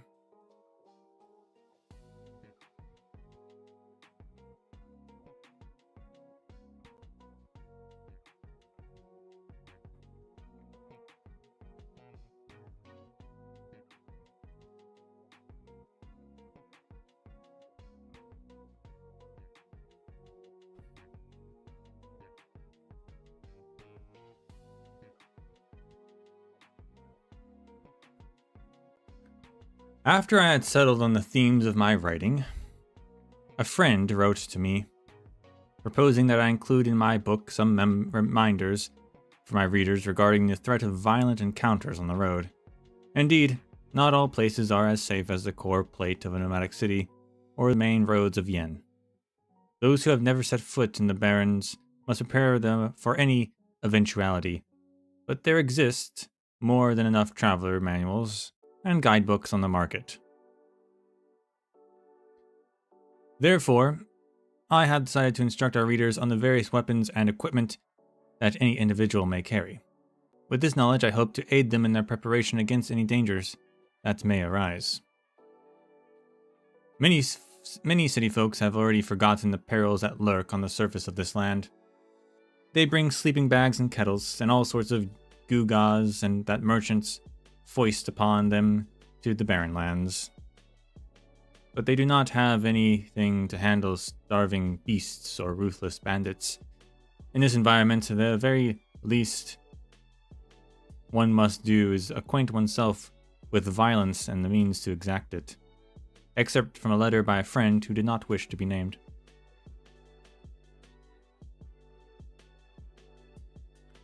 Weapons. From the past to the present, humanity has invented all manners of weapon in every shape and size. Within the realm of modern military industry, they can be divided into several categories based on form and function. A basic understanding of these weapons will, at the very least, allow one to proffer a method to fend off a pack of wild animals, or to determine just how dangerous a ruffian swinging a lethal-looking weapon might be. Traditional weapons. Swords, spears, crossbows, shields. These traditional weapons, free from the need of external source of power, are still in widespread use today. Many of these weapons still retain their classic forms, but with the progress of modern industry, they too have seen many upgrades. Larger weapons have collapsible handles for ease of carrying. The materials and shapes of shields are constantly improved for higher performance. The cams atop crossbows have been developed for increased power.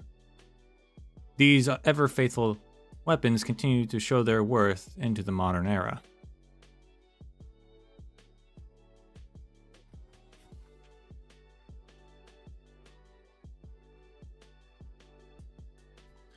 Yes, chainsaws. Are you gonna say chainsaws are actually exist as a weapon in this? Like, I know people use them as weapons in this, but like, was it invented as a weapon in this? Mechanical weapons. Following development of orangenium technology, people began to combine energy devices and mechanical structures to form complex weapons. This type of weapon is normally rather heavy in comparison to others,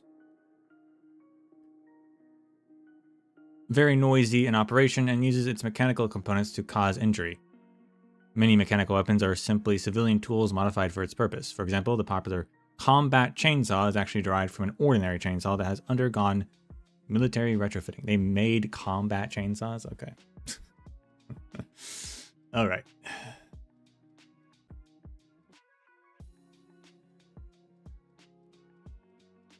Automatic weapons. Automatic weapons is a collective term that refers to ranged weapons such as crossbows that utilize some form of automatic mechanism to nock, draw, and release their arrow or bolt.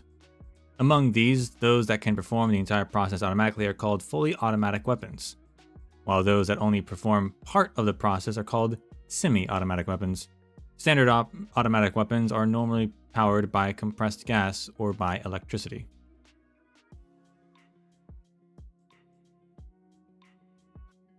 Energy weapons. Energy weapons are currently the most advanced form of weaponry. Even without orangenium arts, the energy exploited by these weapons can cause direct energy or injury. They are normally powered by electricity, or more specifically by the damaging power inherent in energy of a high enough density.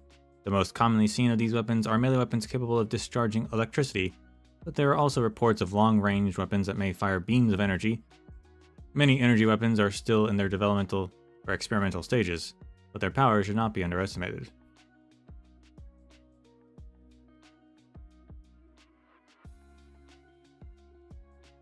We'll continue up with this. We have launchers. Launchers are actually just devices with a large bore barrel that fires objects, generally using a hydraulic or pneumatic system to do so. So long as enough force is applied, a launcher can fire anything that fits into its barrel. This is its advantage over other weapons. With this in mind, people have designed all sorts of non-lethal ammunition for launchers, making them a rather multi-functional weapon. Orangenium gunpowder and explosives.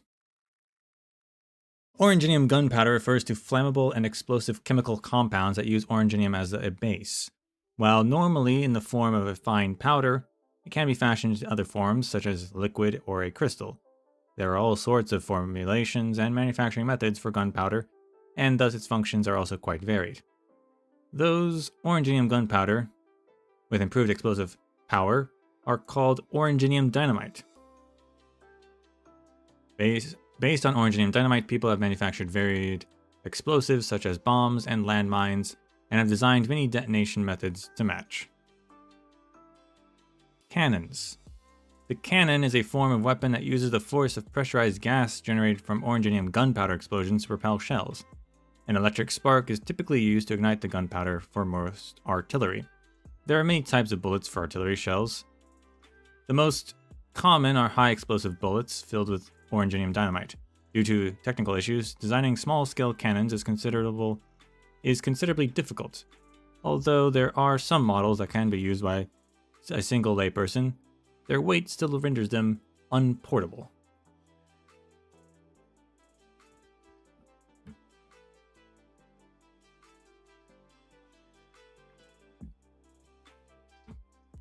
Now down here we have combat techniques, material or martial techniques, combat skills, and tactical training. Every place on the face of Terra boasts its own school of combat technique, though they may go by different names, whether the swordsmanship of Iberia, or the crossbow shooting of Colombia, or even the myriad schools of martial arts that spread across the lands of Yin. These combat skills have long been honed by the efforts of practitioners. The vast majority of them focus on the use of unarmed combat or traditional weapons. The various modern fighting styles that use advanced weaponry are almost all built upon these traditional skills. Masters of these techniques may perform battlefield feats that leave the average person wide-eyed in amazement. And over here we have flash powder. Before the invention of oranginium gunpowder, people used industrial keton and sugar to manufacture this fine powder. Although it can ignite and explode, its energy density is quite low, leaving it with limited applications. In modern times, flash powder is generally used for the creation of fireworks, firecrackers, and signal flares. Okay.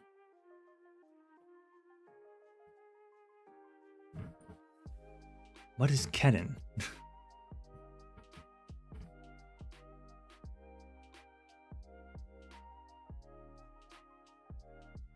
Is keton the same thing as ketone?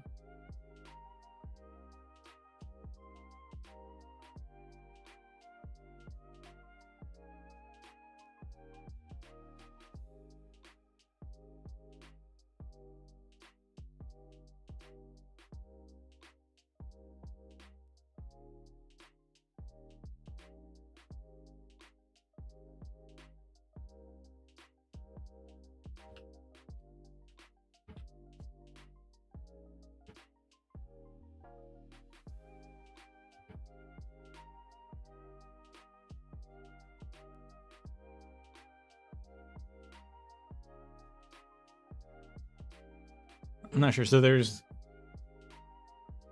In real life, we have ketone with an E at the end.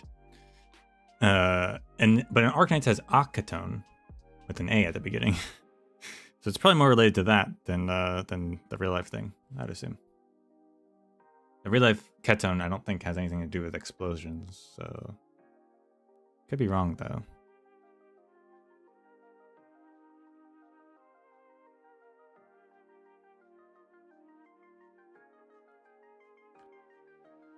But cool that there is like another explosive thing that they have figured out. It's just not as strong.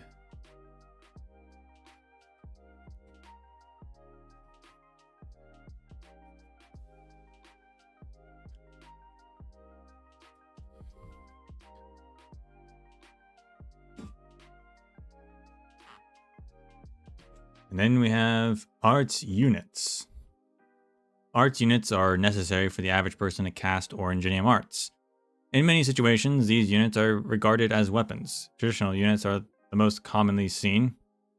Their main function is to supply casters with oranginium energy, while some can also amplify specific types of arts by a certain amount. Arts units can be fashioned into any sort of form, from two-handed staffs, should probably be staves, but whatever, to common-made gloves. There are even units made from a metal that has been smelted together with oranginium. Not only can the final product be used to cast arts, it can also be wielded as a blade. With the development of modern industrial arts comes a new form of arts units.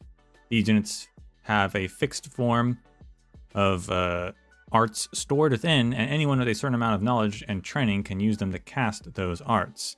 These pre-installed arts have relatively limited forms and power, but in return, they are very easy to use. Many armed forces are equipped with these new fast-casting arts units.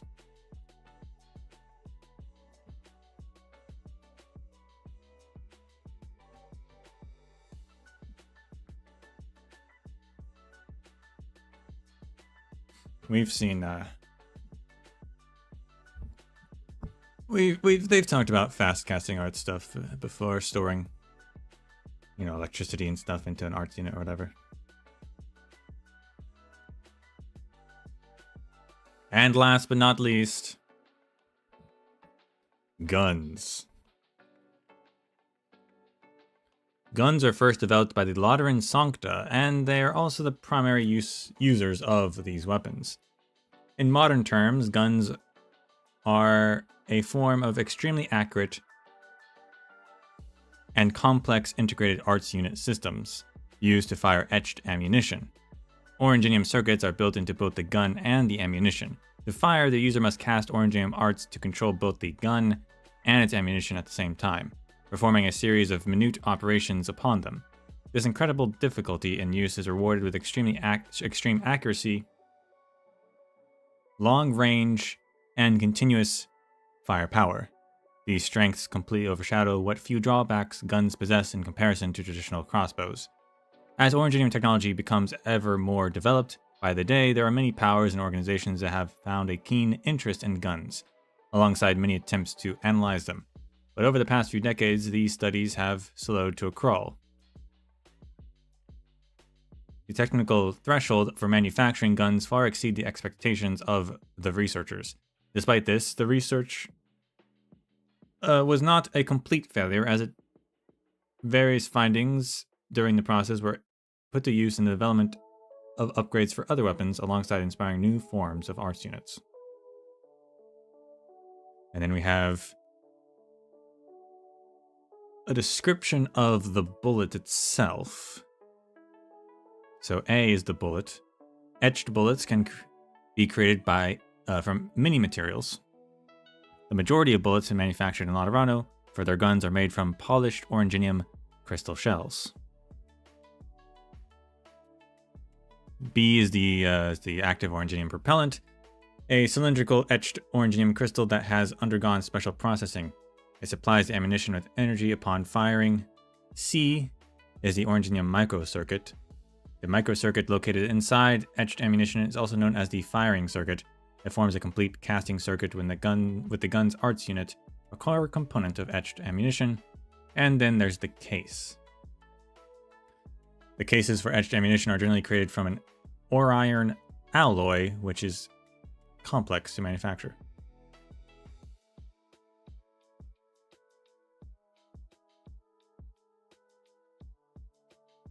Etched ammunition is a general term for gun ammunition. Considering the various calibers and types of guns, etched ammunition likewise displays myriad forms in turn. Black Steel Worldwide's guns. Gun expert from Laterano, or gun expert and Lateran mercenary, rather, Chip, or Clip, I can't read. Let's try that again. The gun expert and Lateran mercenary Clip is one of the founders of Black Steel Worldwide.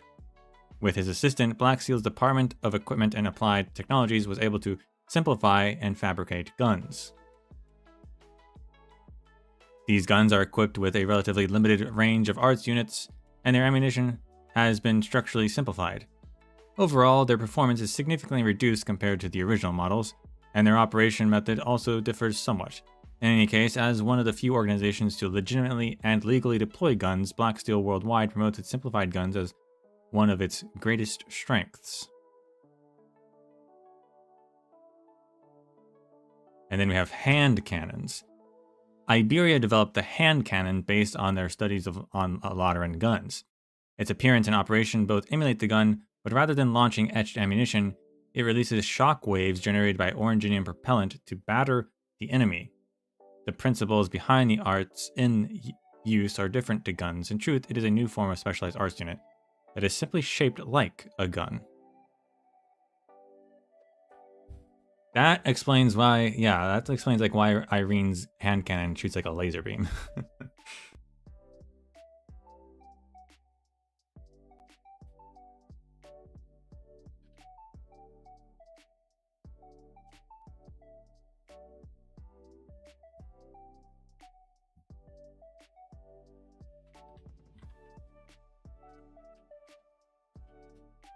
But what I think is interesting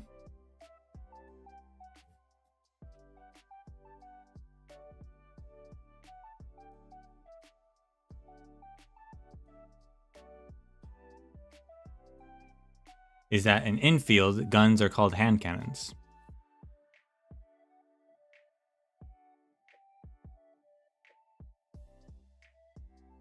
Is that a coincidence? Or are they actually based off of Iberian hand cannons, and they're not using etched ammunition or even black steel gun technology? Because there's a lot more guns in infield, right? So I figure that technologically they made them easier and more widespread. I guess either way, no matter what option of the three they are, they did make them easier and more widespread. But it's interesting that they do call them hand cannons. I would not think that Iberian hand cannons would somehow become the go-to one. You'd think it'd be stemmed off of black steel or something.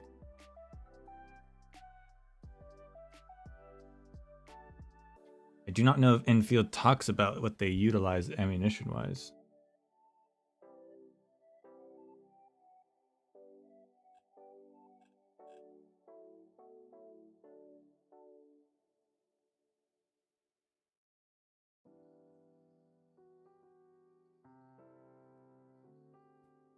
Maybe they'll say one day.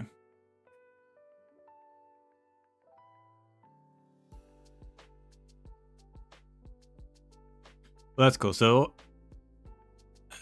hand cannons have like a propellant inside of it, but not a bullet. And it just kind of shoots out this like laser beam-esque sort of thing.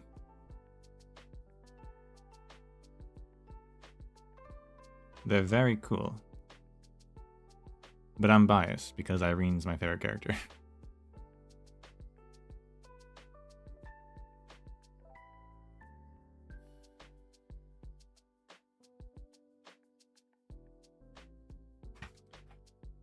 And now we have armor and load-bearing equipment. Maybe we'll read this thing up here though first. Common military materials. In modern times, development in material science has been applied to the manufacture of both arms and armor. In military industries, the most commonly seen materials include the following.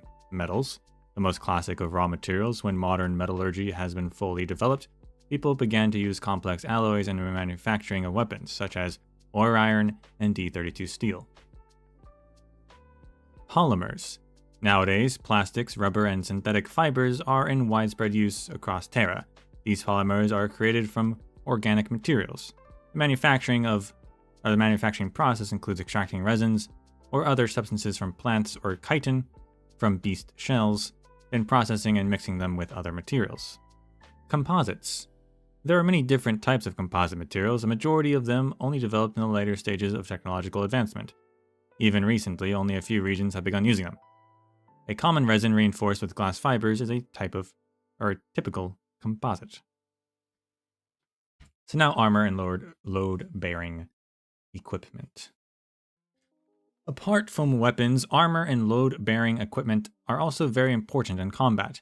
When observing and identifying armed forces, noting the details of the equipment is very crucial. Armor. In modern times, armor can be split into two basic categories. The first type is traditional armor, which is designed to protect the entire body with large plates of hard material. The other type appeared later in the form of protective clothing that emphasizes functionality. It uses high-strength fabric as a base, then reinforce the areas that require specific protections with advanced materials. Of course, many armored forces do not use armor at all for the sake of maintaining mobility. Load-bearing equipment. Load-bearing equipment refers to the variety of gear that is used to carry other equipment or any item in general. The load bearers are used by armed forces are usually specially designed and are frequently worn alongside armor. In truth, these military load bearers are rather useful in long-distance travels too.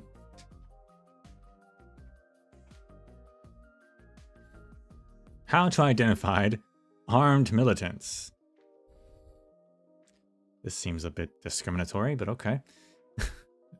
When you come across armed militants in unfamiliar territory, it is crucial for you to be able to get a basic idea of their character as fast as possible. Are they dressed in uniform? Are they wearing distinct insignias or logos?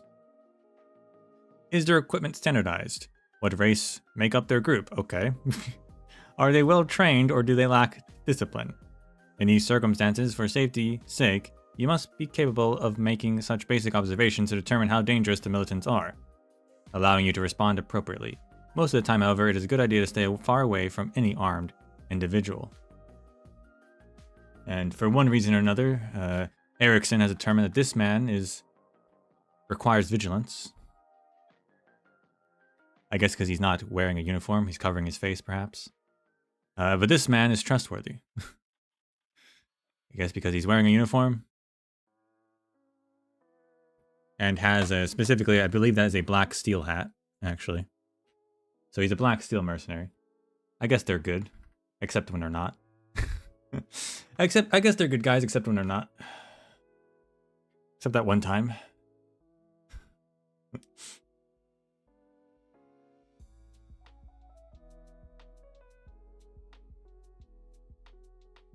No one can be trusted, yeah. Out in the wildlands, probably don't want to trust many people, like he says. But even if they're in uniform, it doesn't make them trustworthy. They could be corrupt at the very least. And just actively hostile to outsiders at the, in general.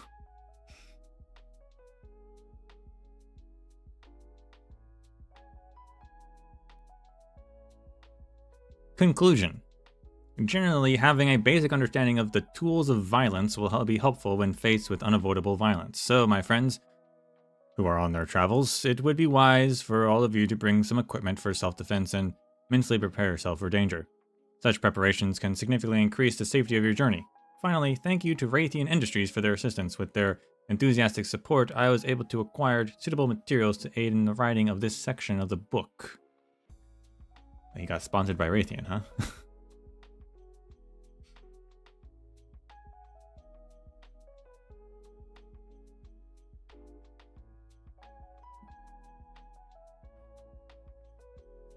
Chapter 3, Beasts of Terra. Oh boy. Oh boy. How long is this chapter? This chapter is really long.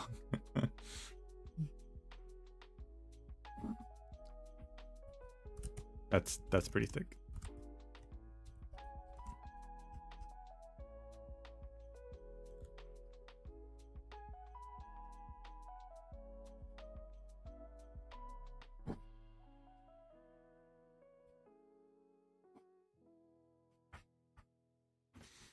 Should probably save it.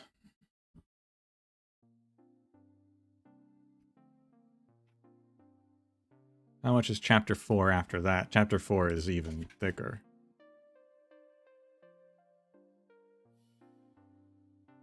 Way thicker.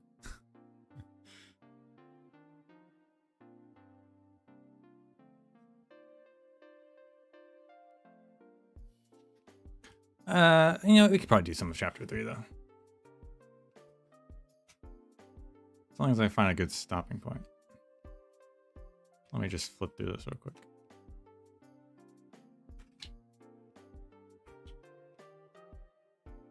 So there's a section that is just a lot of lore, a lot of long paragraphs, and then there's a section that's like actual pictures of animals.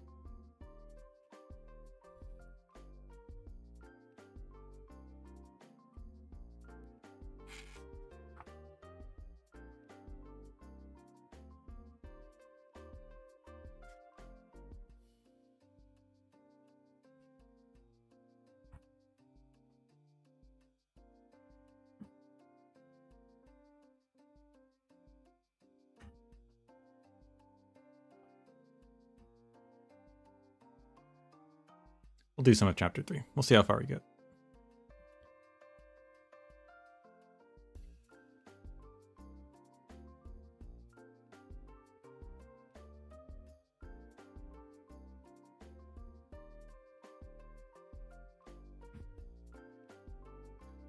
Beasts of Terra, my favorite. I once read an unusual manuscript in the reference room of the Tri-Mounts Institute of Technology. A layer of dust had settled up in the archive folder, attesting to its long period of neglect. The record, which within revealed that aside from a single perusal by an individual from Rhine Lab's ecological section a few years prior, this document had remained untouched. The manuscript dated back a century and appeared to be a handwritten letter by the chief naval architect of the Golden Age of Iberia, the Aegir Briogen. Oh snap. It was penned during his observational travels across Terra and addressed to his friend, an Aegir scholar specialized in life sciences. It was by good fortune that this scholar had the wit to escape Iberia as the profound silence descended, saving these precious materials from the hands of the Inquisition. Briogen is chiefly celebrated in contemporary discourse for his wondrous creations during Iberia's Golden Age, the flagship Stultifera, the Great Eye of Iberia lighthouse, and the conversion of the port of real Iberia into an amphibious pneumatic city. In addition to his engineering design, Briogen was also accomplished in the life sciences. His conjectures stemming from his ecological observations a century ago are still considered rather advanced even when faced with modern theory. The average Terran's knowledge of taxonomy is rather vague and hazy. Common and scientific names are often used interchangeably without care, and a wide range of unrelated animals can be known under a single label, whether approached from a geographic, economic, or cultural perspective. Terra is a shattered mosaic. I fear that a rational, unified method of systematically classifying living organisms might be beyond the people of this age. Humans are not the sole inhabitants of Terra, thus it is my hope to dedicate a portion of this book on Terra's wildlife, despite my limited knowledge on the subject matter. In this chapter, I shall present my reflections on Terran's perspective regarding wildlife, with Briogen's observations and hypotheses as the foundational fabric. Subsequently, I'll provide a brief introduction to the most commonly seen animals of the present day. Yeah, so this is so there's been no Linnaeus to help with taxonomy, and we definitely do see that with bird and beasts, because there's a lot of different bird and beast forms. We have the standard bird and beast form, it's kind of like a rhinoceros. We have the bird and beast that is like a rabbit, like a giant rabbit thing. There's the bird and beasts and like an infield that are more like just like an ox. So same name for what is definitely different creatures.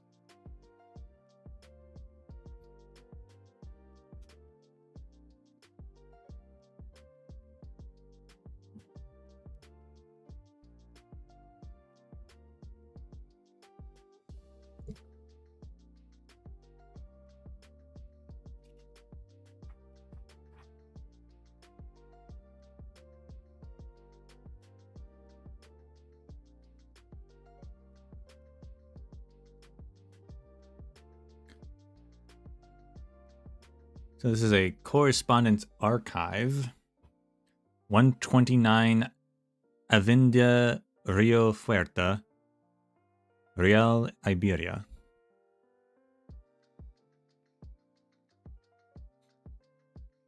Dear Claudius, forgive me for taking so long to send this letter.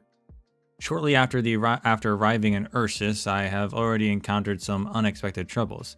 The economic systems of the land dwellers are more shattered and shambolic than I ever could imagine.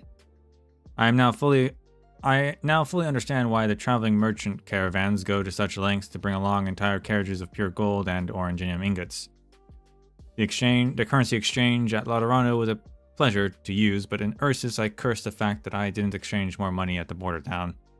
The deeper I go into the northwest interior, the more difficult it is for me to find somewhere to exchange Iberian Dolone for the local currency. No wait, that's doubloons. Never mind, not Dolone. There's a B there. Iberian doubloons for the local currency. My study would be costly, and this I knew, but I'd rather not have to drag along heavy goods for barter everywhere I go. I've decided to approach some reputable locals along the way and see if I can persuade them to render some aid. If my luck proves true, perhaps I could gain some useful information from them. But I digress. Back to the topic on hand. At first I was surprised at the lack of knowledge the land dwellers had about living creatures. Even without the seaborn as a constant thorn in their sides, the land dwellers have failed to establish any sort of scientific classification system for creatures, and the vast majority of them use completely subjective and vague names for them.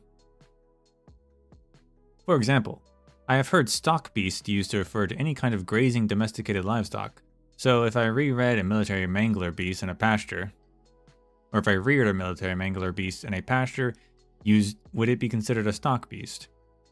It was not until several days ago that I began to understand that, while the land may not have seaborn, the wildlife present does have its own diversity of form. For the past several years, our research has been focused solely on oranginium's wondrous prospects as an energy source.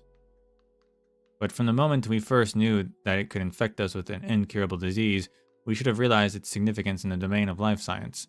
After all, no conventional pulmonary affliction caused by inhaling mineral dust would transform its victim into a giant crystal. He's smart. A month ago, a catastrophe most fortunately brushed right by me as I explored the woodlands of northwest Ursus. Although I have heard of the often exaggerated and enigmatic accounts of the land dwellers, I shall endeavor to provide you with a description grounded in the most factual terms possible. These natural disasters create large-scale, high-concentration active oranginium zones, the likes of which we are only able to replicate under laboratory conditions. Once the conflagration died down, we were immediately able to perform on-site inspections of the aforementioned oranginium zone, much to the dismay and disapproval of our Ursian guide, despite our protective measures. A situation we currently resolved by tripling his pay and opening a bottle of rather fine wine intended for Professor Petrov. At the site, we discovered a never-before-seen form of oranginium slug. Oranginium slug being yet another long-standing land-dweller epithet, as vague as the rest of them. But before the catastrophe, the local slugs could be classified as soft-bodied creatures with a shell and a ventral fleshy foot.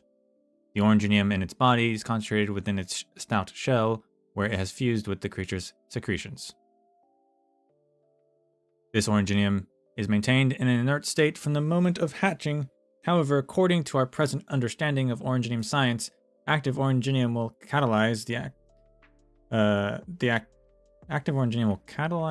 activation of other oranginium, and I fear that those in the slug shell is no exception. By this theory, in the aftermath of a catastrophe, even if the oranginium slug did not turn into living, crawling balls of flame, they could still be infected with oropathy, just like humans, and their bodily tissues would crystallize. By the time we reached the site, the oranginium on the surface had already deactivated, while the oranginium in the air reacted to the smoke from the blaze to form a thick layer of particulate matter.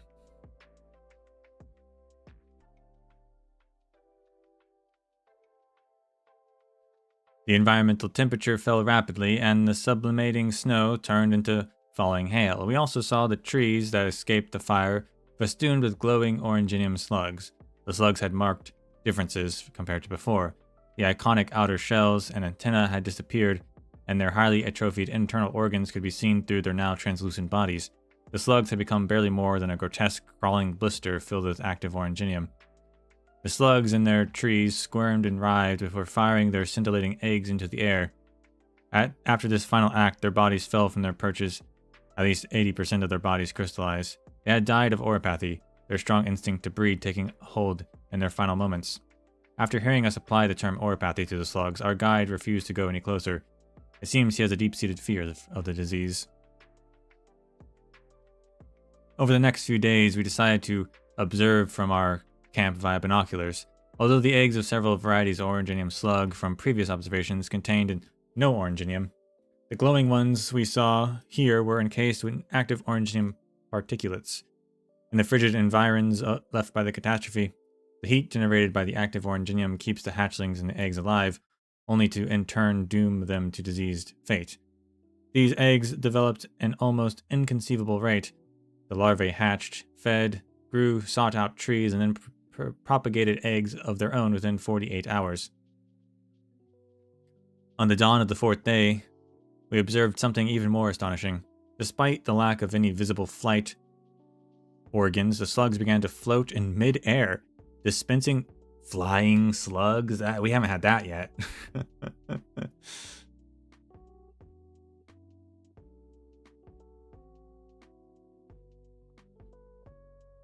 Dispensing their eggs without the need of a tree for support. Our guide fearfully exclaimed arts upon seeing such phenomena, although the Lytonians would insist that arts are the sole domain of humanity.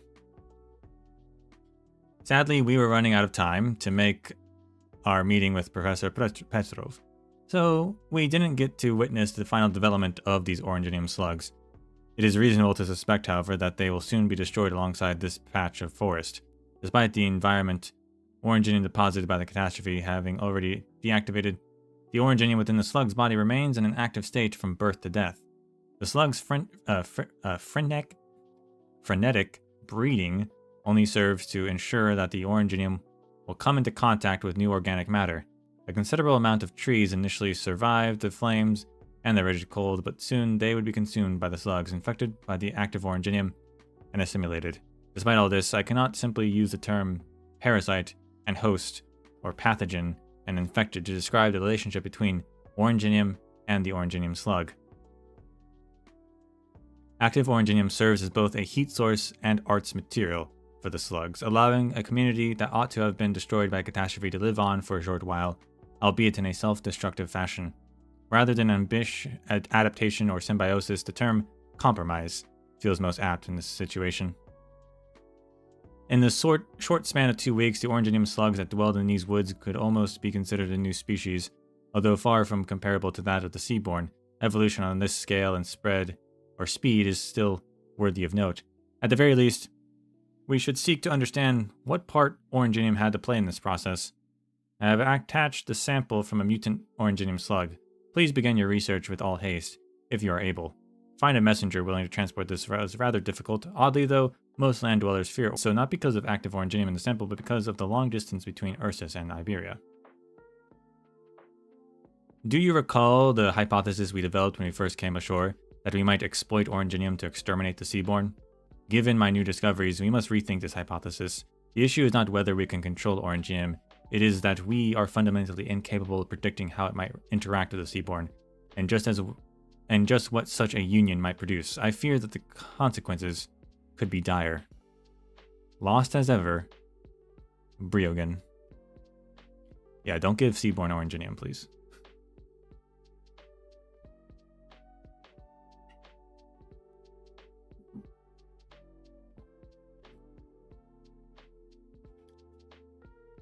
That was awesome. Flying slugs? Oh man, we're missing out.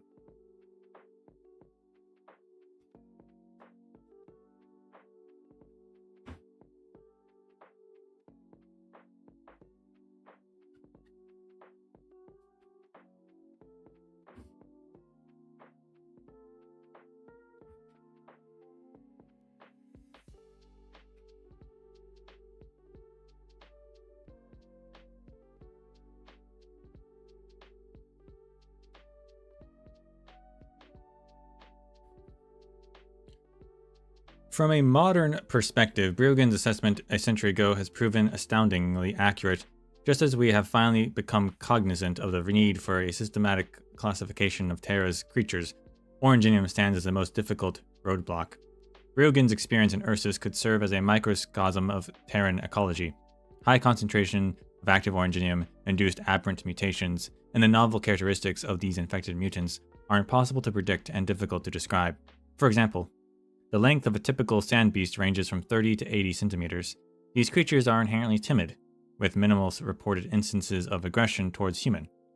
However, Sargonian records document the existence of giant sand beasts, with descriptions indicating that these specimens can reach lengths of up to 2 meters and exhibit tumor-like Oranginium growths on their back. This is the old sand beast, the first sand beast we got from Operation Oranginium Dust. And then we got the new sand beasts in Rim Billiton that are like way cuter. And also very different. They're finally explaining why they're both called sand beasts. That's awesome.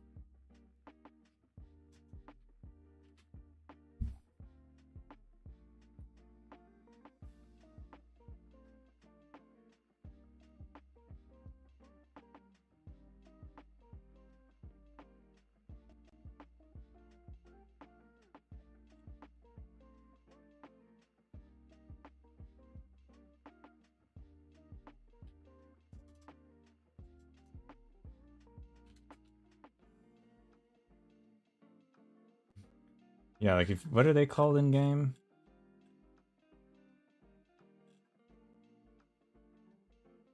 Mutant sand beast. Yeah, okay. And they are bigger. They are way bigger.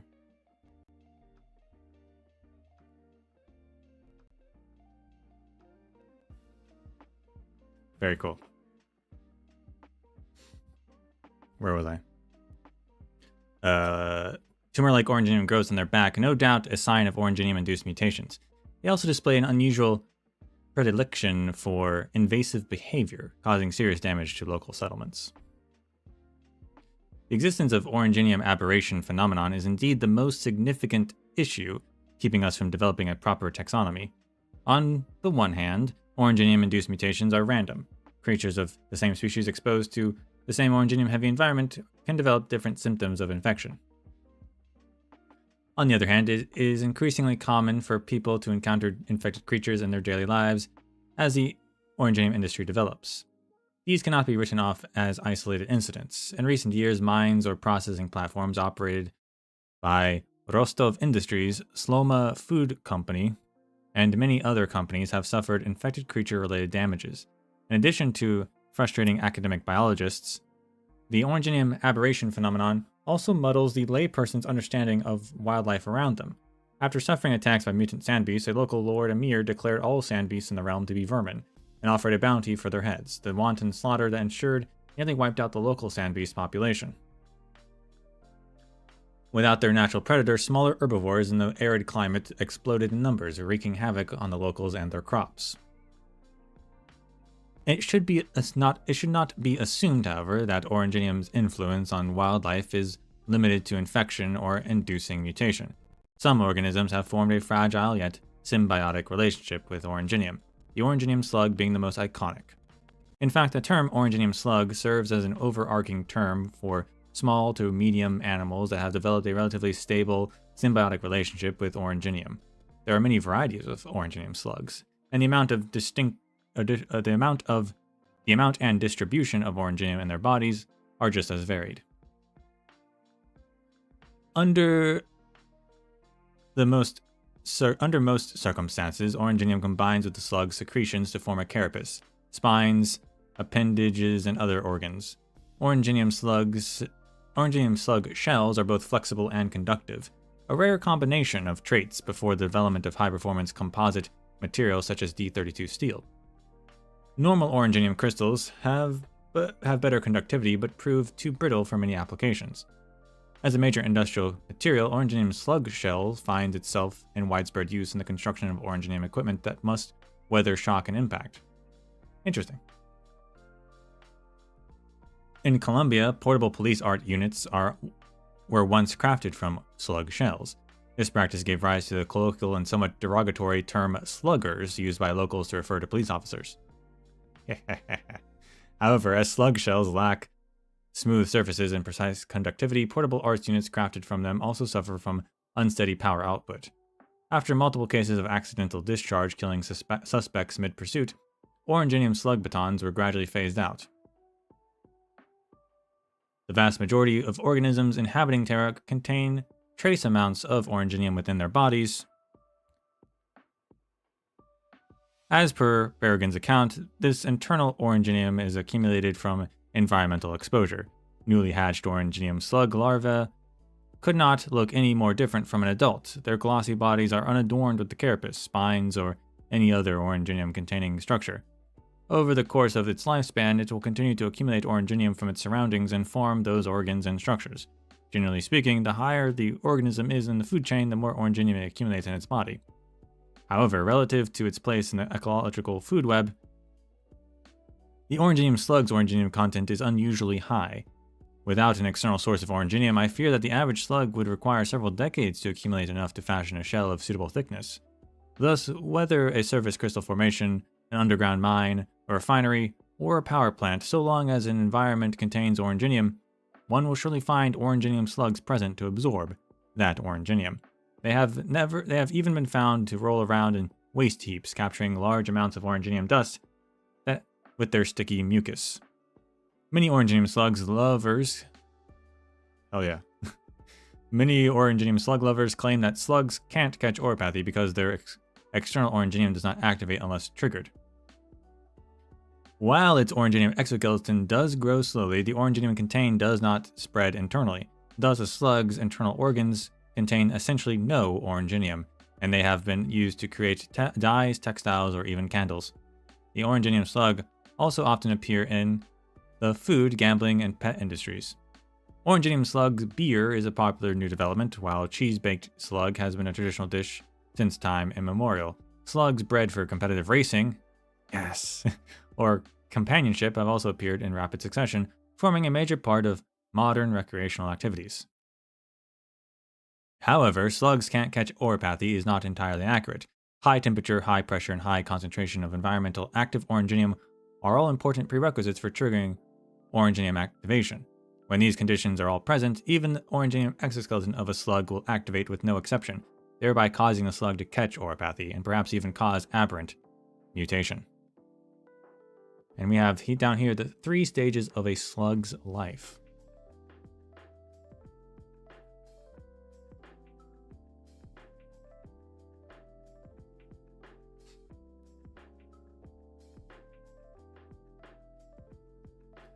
So slugs can catch oropathy, and apparently trees can also technically catch oropathy. So, I mean, yeah, oranginium absorbs or assimilates any organic matter, which is just what oropathy really is at a practical level, so. Plants can as well.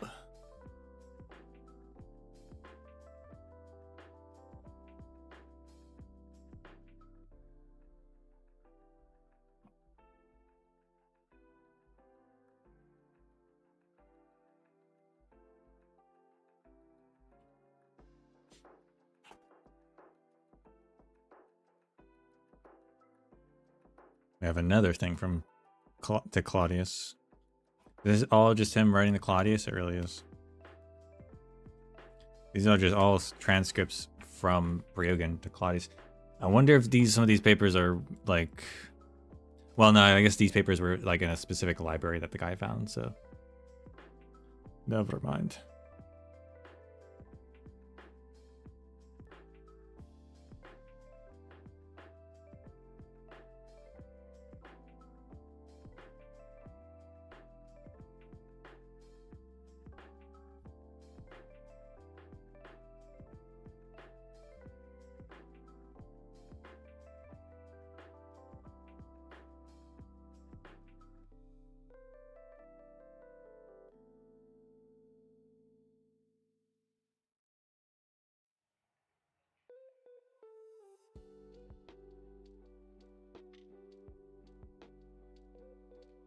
Focus messed up for some reason.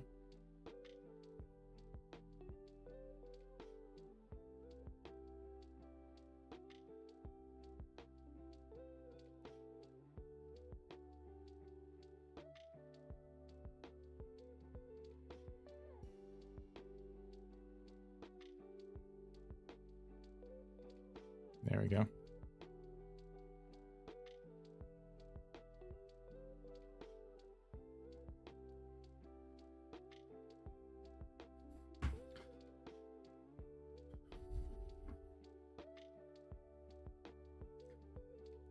Dear Claudius, seeking assistance from land dwellers is not always a smooth endeavor. Unlike in Iberia, where I could trade egg your knowledge and technology for aid, attempting the same elsewhere has proven to be fraught with discomfort and complexity. Such exchanges here would only place me in an unattainable and precarious position. Not to mention the goals of my trip are of little interest to them. After all, they still have no real conception of a systematic approach to the life sciences.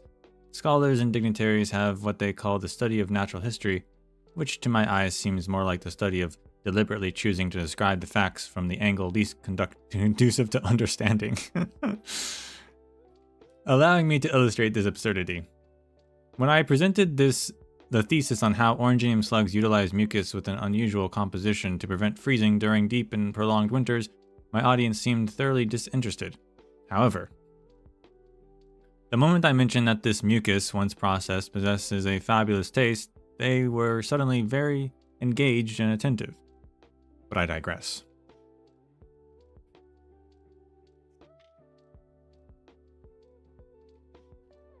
I had not planned to stay in Gaul for too long, with news of certain special phenomenon has piqued my interest. Each day a group of feathered creatures flap their wings past the steeples and arches of the Palais de Ligonnais, pausing in the plaza that locals regard as a symbol of triumphant return. This marks the commencement of a distinctive daily event in the city. Guards stand single file atop a flagged podium, using regimented, firm motions to sprinkle food about. A flurry of feathers erupts into the air, filling the plaza with a symphony of rustling and chirping as they squabble over the food. Passers-by stop to admire the little creatures, not minding in the least that they peck at their bright dresses and fripperies. These feathered creatures are known as beast stewards, or more precisely, Liberi beast stewards, as Liberi make up the majority of Gaul's ethnic composition.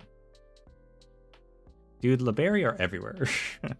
Why are Liberi everywhere? Colombia, Iberia, Laterano,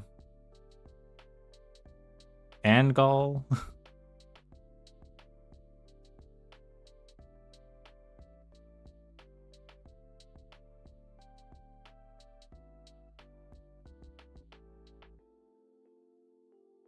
Also, beast stewards, these are not foul beasts. These are the little minions of a beast lord.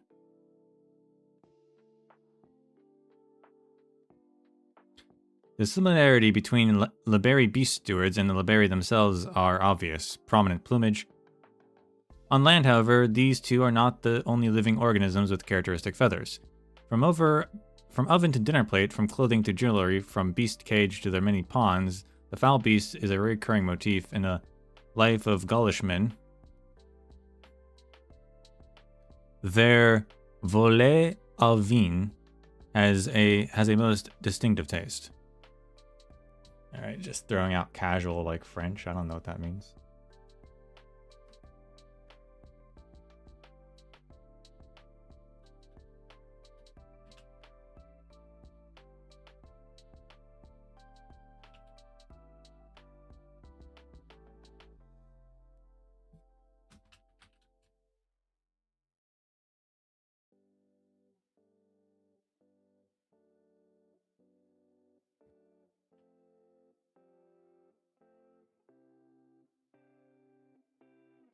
Volet au vin is poultry and wine, which is cooking a dish that typically involves chicken cooked in wine.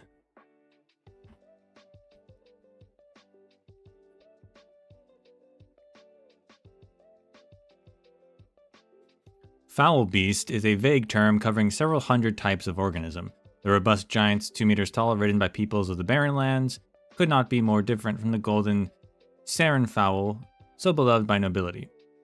Barely bigger than a thumb. It seems as though it is only thanks to their feathers that these two desperate forms are both dubbed foul beast, since they are both distinguished by such prominent plumage. Why are the Liberi beast stewards and foul beasts considered separate? Why are the beast stewards afforded the love, perhaps even adoration, of the people, while foul beasts are destined for the dinner table, the tailor's atelier, or the cage? It is apparent to me that the beast stewards are not limited to Liberi. I have heard the creatures known as feline beast stewards, caprinae beast stewards living elsewhere. Each type of beast steward seems to be conceptually tied to a single land-dweller race, and they enjoy the affections of their corresponding race. The land-dweller's concept of race still puzzles me to this day. The ties between beast stewards and the corresponding... The ties between beast stewards and the races of man could be a mere cultural phenomenon, but I fear that I lack time to research this social-cultural question, so far beyond my expertise as it is. And yet, for these past few days, I find my thoughts consumed by the smallest of possibilities. Could the beast stewards represent a distinct category from biological perspective? Could they be considered a special form of life? I have no doubt that the land dwellers would deny this sort of conjecture. They treat beast stewards with extra deference, but generally still believe them to be no more than ordinary creatures. The strange thing is that, to my surprise, I find my intuition inclined towards this contradictory statement.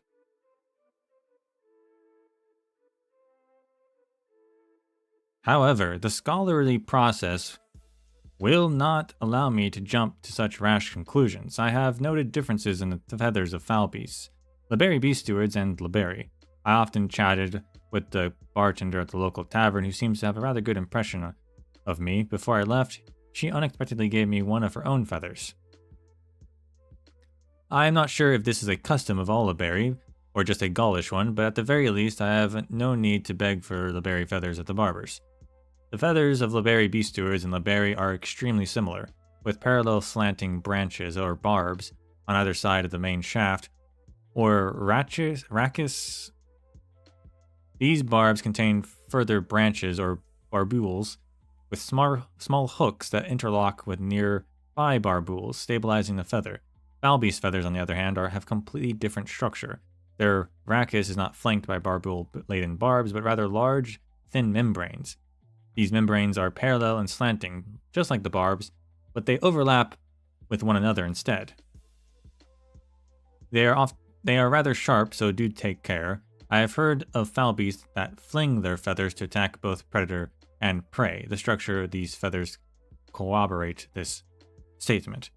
If one were to look only at texture, the flexible yet strong feather membranes are very similar to the shells of Oranginium slugs, which suggests a high probability of Oranginium presence in their composition. The differences between foul beasts and Liberi beast stewards is straightforward. Ectodermal organs with similar functions but drastically different structures suggest that they likely descended from different branches of the phylogenetic tree. Conversely, the similarity in the structure yet difference in function, with Liberi feathers lacking any practical purpose, observed in Liberian beast stewards, make their resemblance all the more puzzling.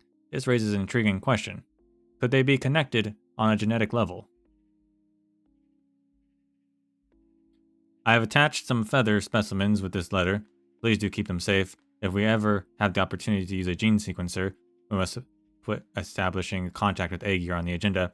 I hope we might be able to analyze the samples further. But as it stands, I am unable to spend any more time on the question of beast stewards. It may shed light on humanity, but what we truly need is intelligence on the seaborne. I do not intend to vent, however. I have been feeling weight on my incessant work these past few years. I hope that one day I have the chance to return to these fascinating topics, setting out yet again, Ryogen.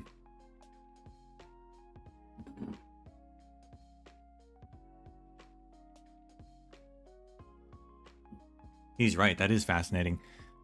So, I mean, we already knew that they were related, but, oh man, awesome detail just going into the feather structure. So, yeah, Liberi and beast stewards have the same biological structure for feathers. Foul beasts, presumably part of the native Terran life form, like ecosystem, right? Have a different biological structure.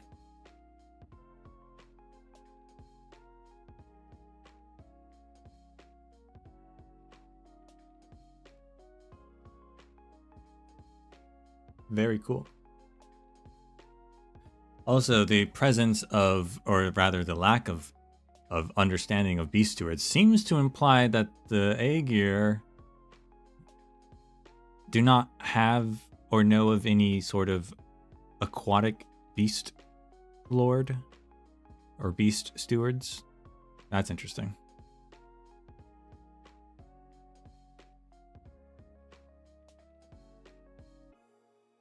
I guess none of them would have necessarily died from Oranginium, since there isn't really any in the ocean in the first place.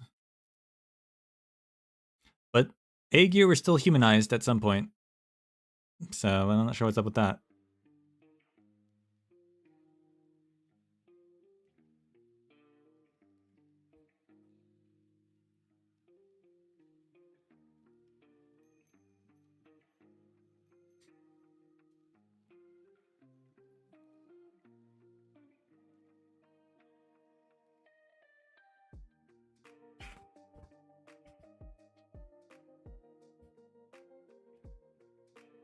So then we have... I guess we should read this section first and then come back to Calcit's notes. Briogan's opinion on natural history are somewhat biased, and his descriptions of the beast stewards has also confused me. Beast stewards are, without a doubt, simply ordinary creatures, and their relationship with humanity is clearly a cultural phenomenon. Oh, Erikson, if only you knew. If Briogan had a deeper linguistic understanding of Terra's people, he would have found that their views of beast stewards would not entirely match his assumptions on the matter. Nowadays, the naming of all beast stewards is relatively unified, but this unification stems from history rather than genetics. At the height of their empire, the Gaulish adopted what could be considered a rather brutal approach to translation. A word in Sargonian consisting of 10 or more morphemes would be reduced to a simple biche so de caprine, or caprine beast steward, for readers who do not understand Gaulish. Across languages, the words used to refer to beast stewards often have subtly different meanings and connotations. The Gaulish term bichsor, or bishor, I don't know, emphasizes the intimate ties between beast stewards and humankind, but in Victorian, the corresponding word instead emphasizes the close link between beast stewards and unknown entities mentioned only in ancient legends, the beast aristocrats. How can he be like they're just ordinary creatures, but then be like, oh, but also there's beast aristocrats? I guess maybe he doesn't believe they exist, since he says it's a legend.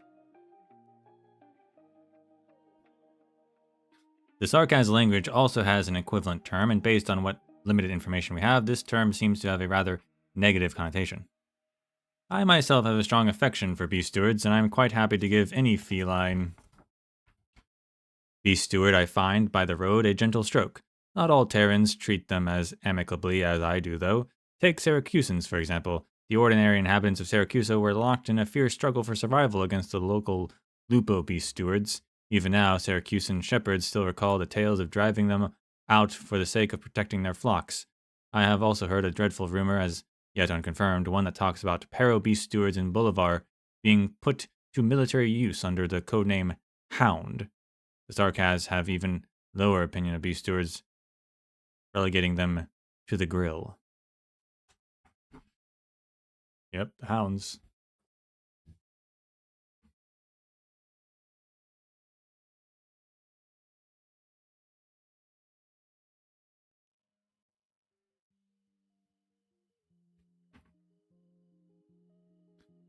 So then Calcit says, at the core, the Aegir are fundamentally no different from most of the races on land. They are also foreigners to this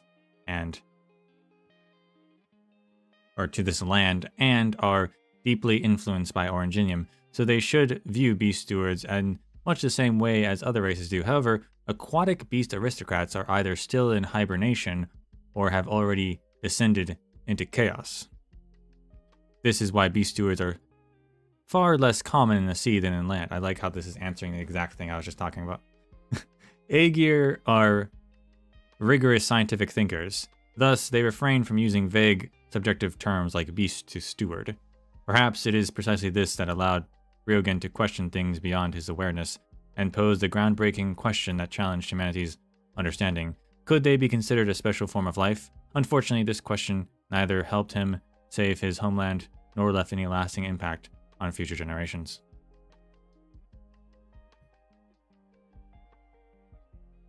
Yeah, so Calcit's like, the aquatic beast stewards are either hiding somewhere or descended into chaos, which I assume means like they are just dead or something. I don't know.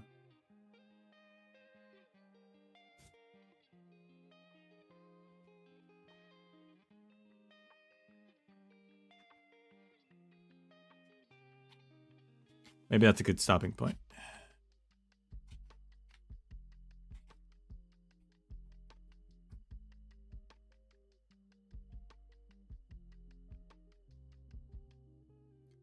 I think we'll take it there.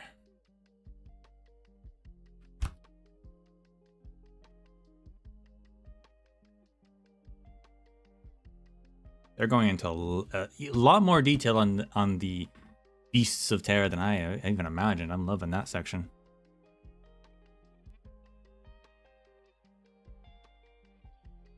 Framing it from Briogen talking to someone is cool. And then also Erikson coming in and be like commentating on Briogen and then Calcit commentating on Erikson.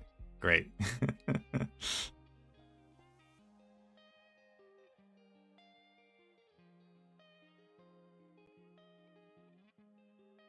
Very fun.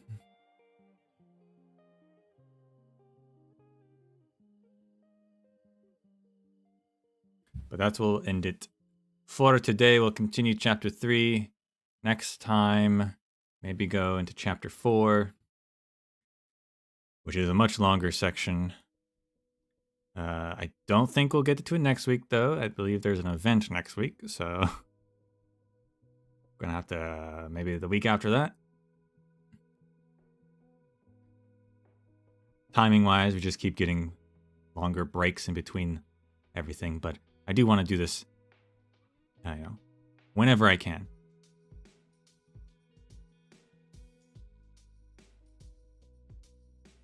But that is all for now. So thank you all for watching.